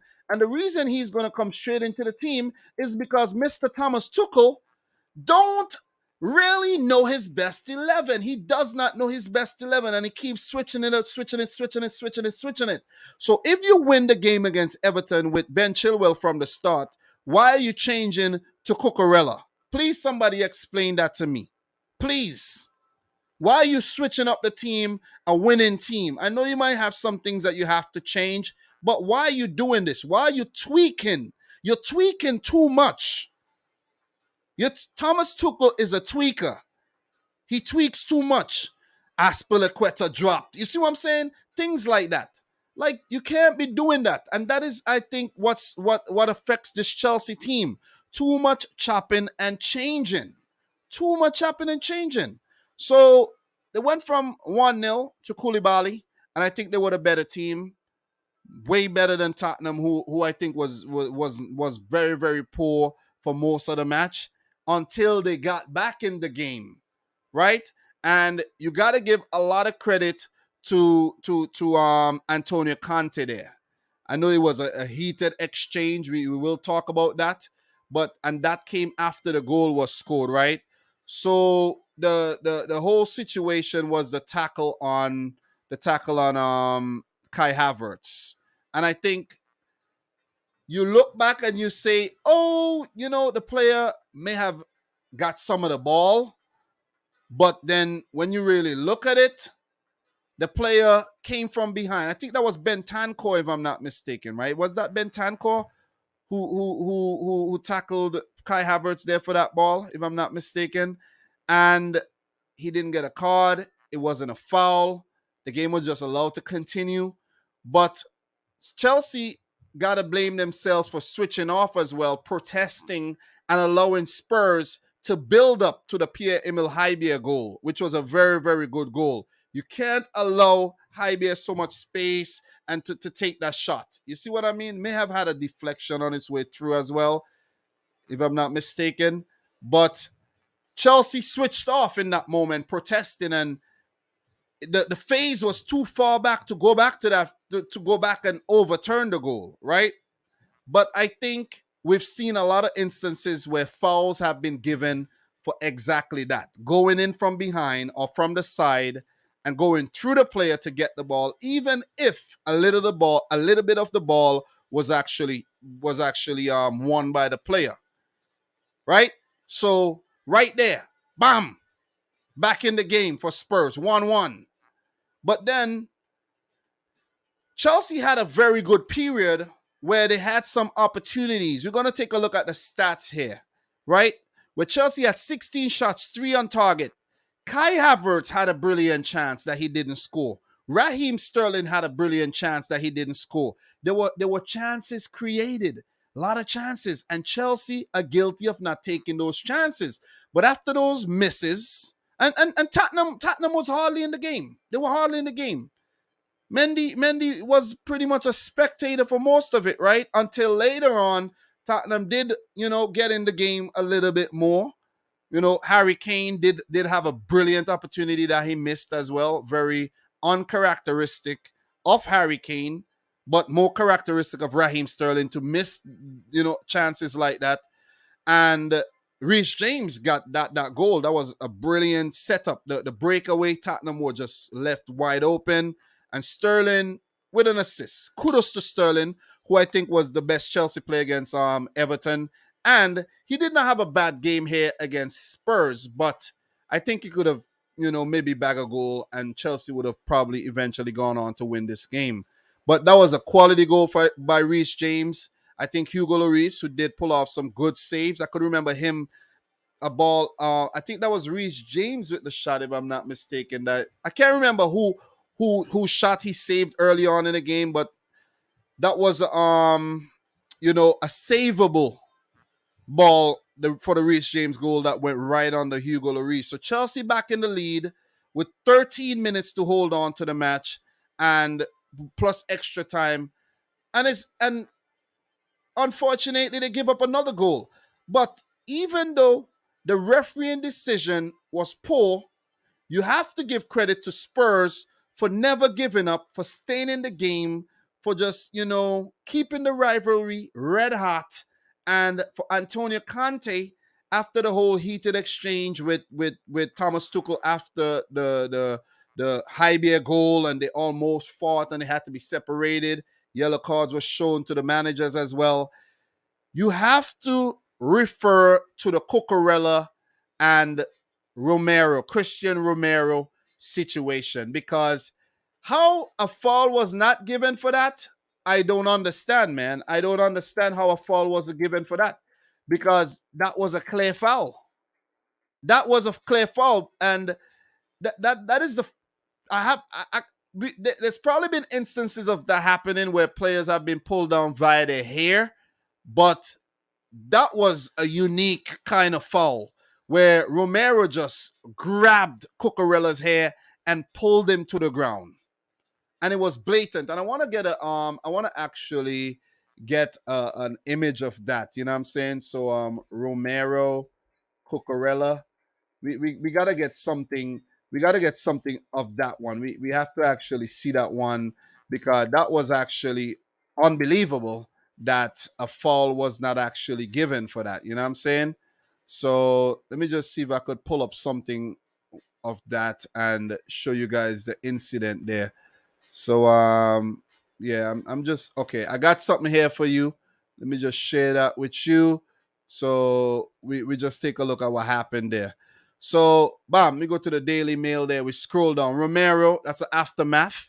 And then we scroll down and we could see him in the act there of literally just holding on to Cucurella's hair and pulling him to the ground. And I think this was the corner before. This was the corner before because Chelsea wasn't dealing with Tottenham's attacks and everything was going on for a corner, right? And then the final corner came in and it was headed in by Harry Kane. Reece James got a little bit off of him and it went into the back of the net. A foul was supposed to be called for this. No doubt about it. It was foul all day, every day. You could see the player grabbing the other player's hair, and it was probably a red card foul as well for player endangerment. You could have pulled out a couple follicles there, man. You know what I'm saying? You could you could have descalped. You could have descalped Cucurella. You see what I'm saying? But it's actually, he should have been a Manchester City player. And it's nice to see that happening over there at Chelsea and not at City. You know what I'm saying? So let the hair pulling happen over there. But we've seen players with dreads not get their hair pulled. I don't know why Romero chose to pull in Cucurella's hair. Maybe he was being annoying. Maybe he said something to him in Spanish. I don't know. But he got pulled to the ground via his hair, though. So Tottenham equalizing there. I did predict a win for Tottenham. So it felt good for me getting, for the draw, to be honest. And the more points Tottenham and Chelsea drop, the better for me, actually, as a Man City fan. And I'm pretty sure the Liverpool and the Arsenal fans would feel the same way. They probably want Spurs to drop all 3 points, but the fact that Chelsea's also dropping points would work out in everyone's favor. So this was a very, very dramatic game, I have to say, man. But Chelsea should have won the game. They should have won the game. They should have defended well enough to not allow Spurs to get back into the match. But I think one of the real heroes of this match, it has to be Antonio Conte. Because we're going to look at some substitutions that he made, right? The substitution of bringing on Ivan Perisic, Yves Bissouma, the Richarlison substitution as well, throwing the kitchen sink with the Lucas Moura substitution, that is what actually won them a point. Not the game, but the point. But the key substitution was a Perisic substitution because when he came on, his distributions were so damn good.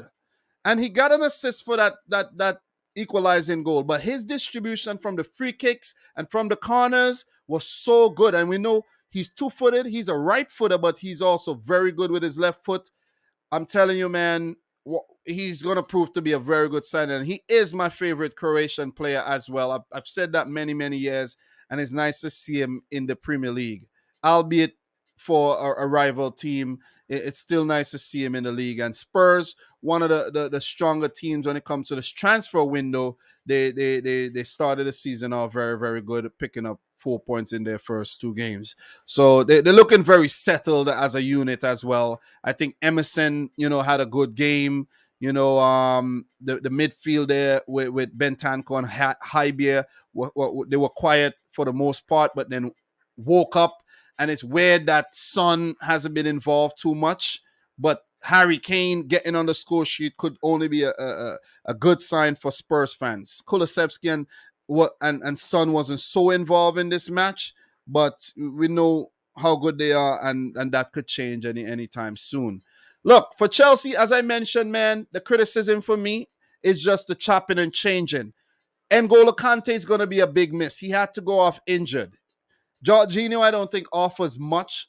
They may have to look into, switching him out and bringing in maybe Conor Gallagher, who's going to give you a little bit more work rate, creativity, goal-scoring threat. Christian Pulisic came off the bench. You have Armando Broja coming off the bench ahead of guys like Ziyech. Ziyech could be on the way out. But for the life of me, I can't understand why Thomas Tuchel chops and changes so much, though. And that could definitely be the Achilles heel for the Chelsea team and one that I have identified in the future. So look, 2-2, a point apiece for both teams, and it's the result that I actually wanted, and it's one of the results I wanted, and one of the results that I is the result is a good result for rival fans, as I mentioned there. So look, in terms of anything else, man, that we got here, there's been talk in terms of the news that exclusively from David Austin that Michael Edwards has turned down Chelsea sporting director opportunity. Edwards recently told Chelsea FC he's taking time out and the search is ongoing for a sporting director there. So there's been the Anthony Gordon link, and also Chelsea are looking to get rid of Michy Batshuayi, the Belgian international, and he could be involved in a deal if the deal does go through to Everton. Everton do need a striker, and I think Batshuayi could be a player that they need, because he does know how to get the ball into the back of the net. But you can't lose Gordon. Gordon, I think, would be a big loss for Everton, in my opinion there. So look, there's also been let me see if I have anything else for you here. There's been Thomas Tuchel's comments after the Chelsea draw with Tottenham are being investigated by the FA. I don't know which comments to be exact, but the interview, the post-match interview was very interesting there that he gave. And when the handshake at the end of the game, I don't know who was the one who kind of instigated the fight, but they shook hands and someone held on longer than they should have. I don't know if it's Tuchel or if it's Antonio Conte there, but yeah, it was a very, very dramatic game, man. Very, very, very dramatic game. And, that's what we need. To be honest, that is exactly what we need in the league, man. That is exactly what we need in the league. We need this kind of fiery matches. We need this kind of rivalry. We need these controversial moments, or else it's going to be boring. You see what I'm saying? It's going to be very, very, very, very boring. I know there's more things that I could get into, but I'm not going to get too deeper into this. We got to go over into the Liverpool Crystal Palace game, where I am predicting a win for Liverpool, 3-1. But just to wrap things up, guys, for these teams, Chelsea and Spurs, for Tottenham, the next game will be against Wolves. And for Chelsea, their next match would be against Leeds United. So, guys, from this live stream, I'm going to go straight into the next one, which will be a watch along. And I appreciate everybody who tuned in. Make sure you come over to the Liverpool watch along. Let me actually get the TV turned on. Good thing I got power back. I had a power outage at the house where the main power line coming into the house got severed. And thank God we got some energy back again. So big up to everybody who tuned in.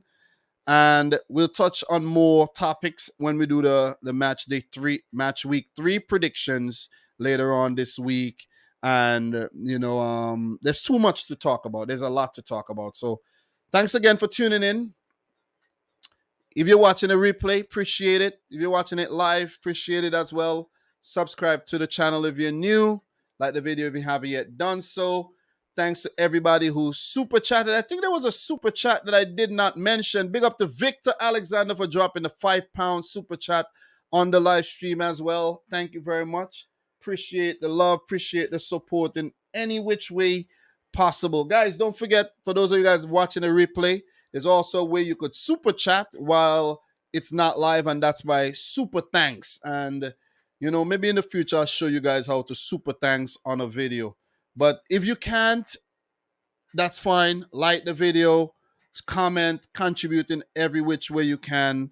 I do appreciate it. Big up to Michael Talks Football as well. I don't know if he's going to do something for the Liverpool Crystal Palace game, but, thanks for tuning in. Big up to Doug as well, who tuned in. Big up to the obvious girl, Ron, MW Choli, Yusuf, everybody who tuned in, man. King Huddle. Who else we got, man? Pacharo, everybody who tuned in. Darko Darich, everybody who tuned in, man.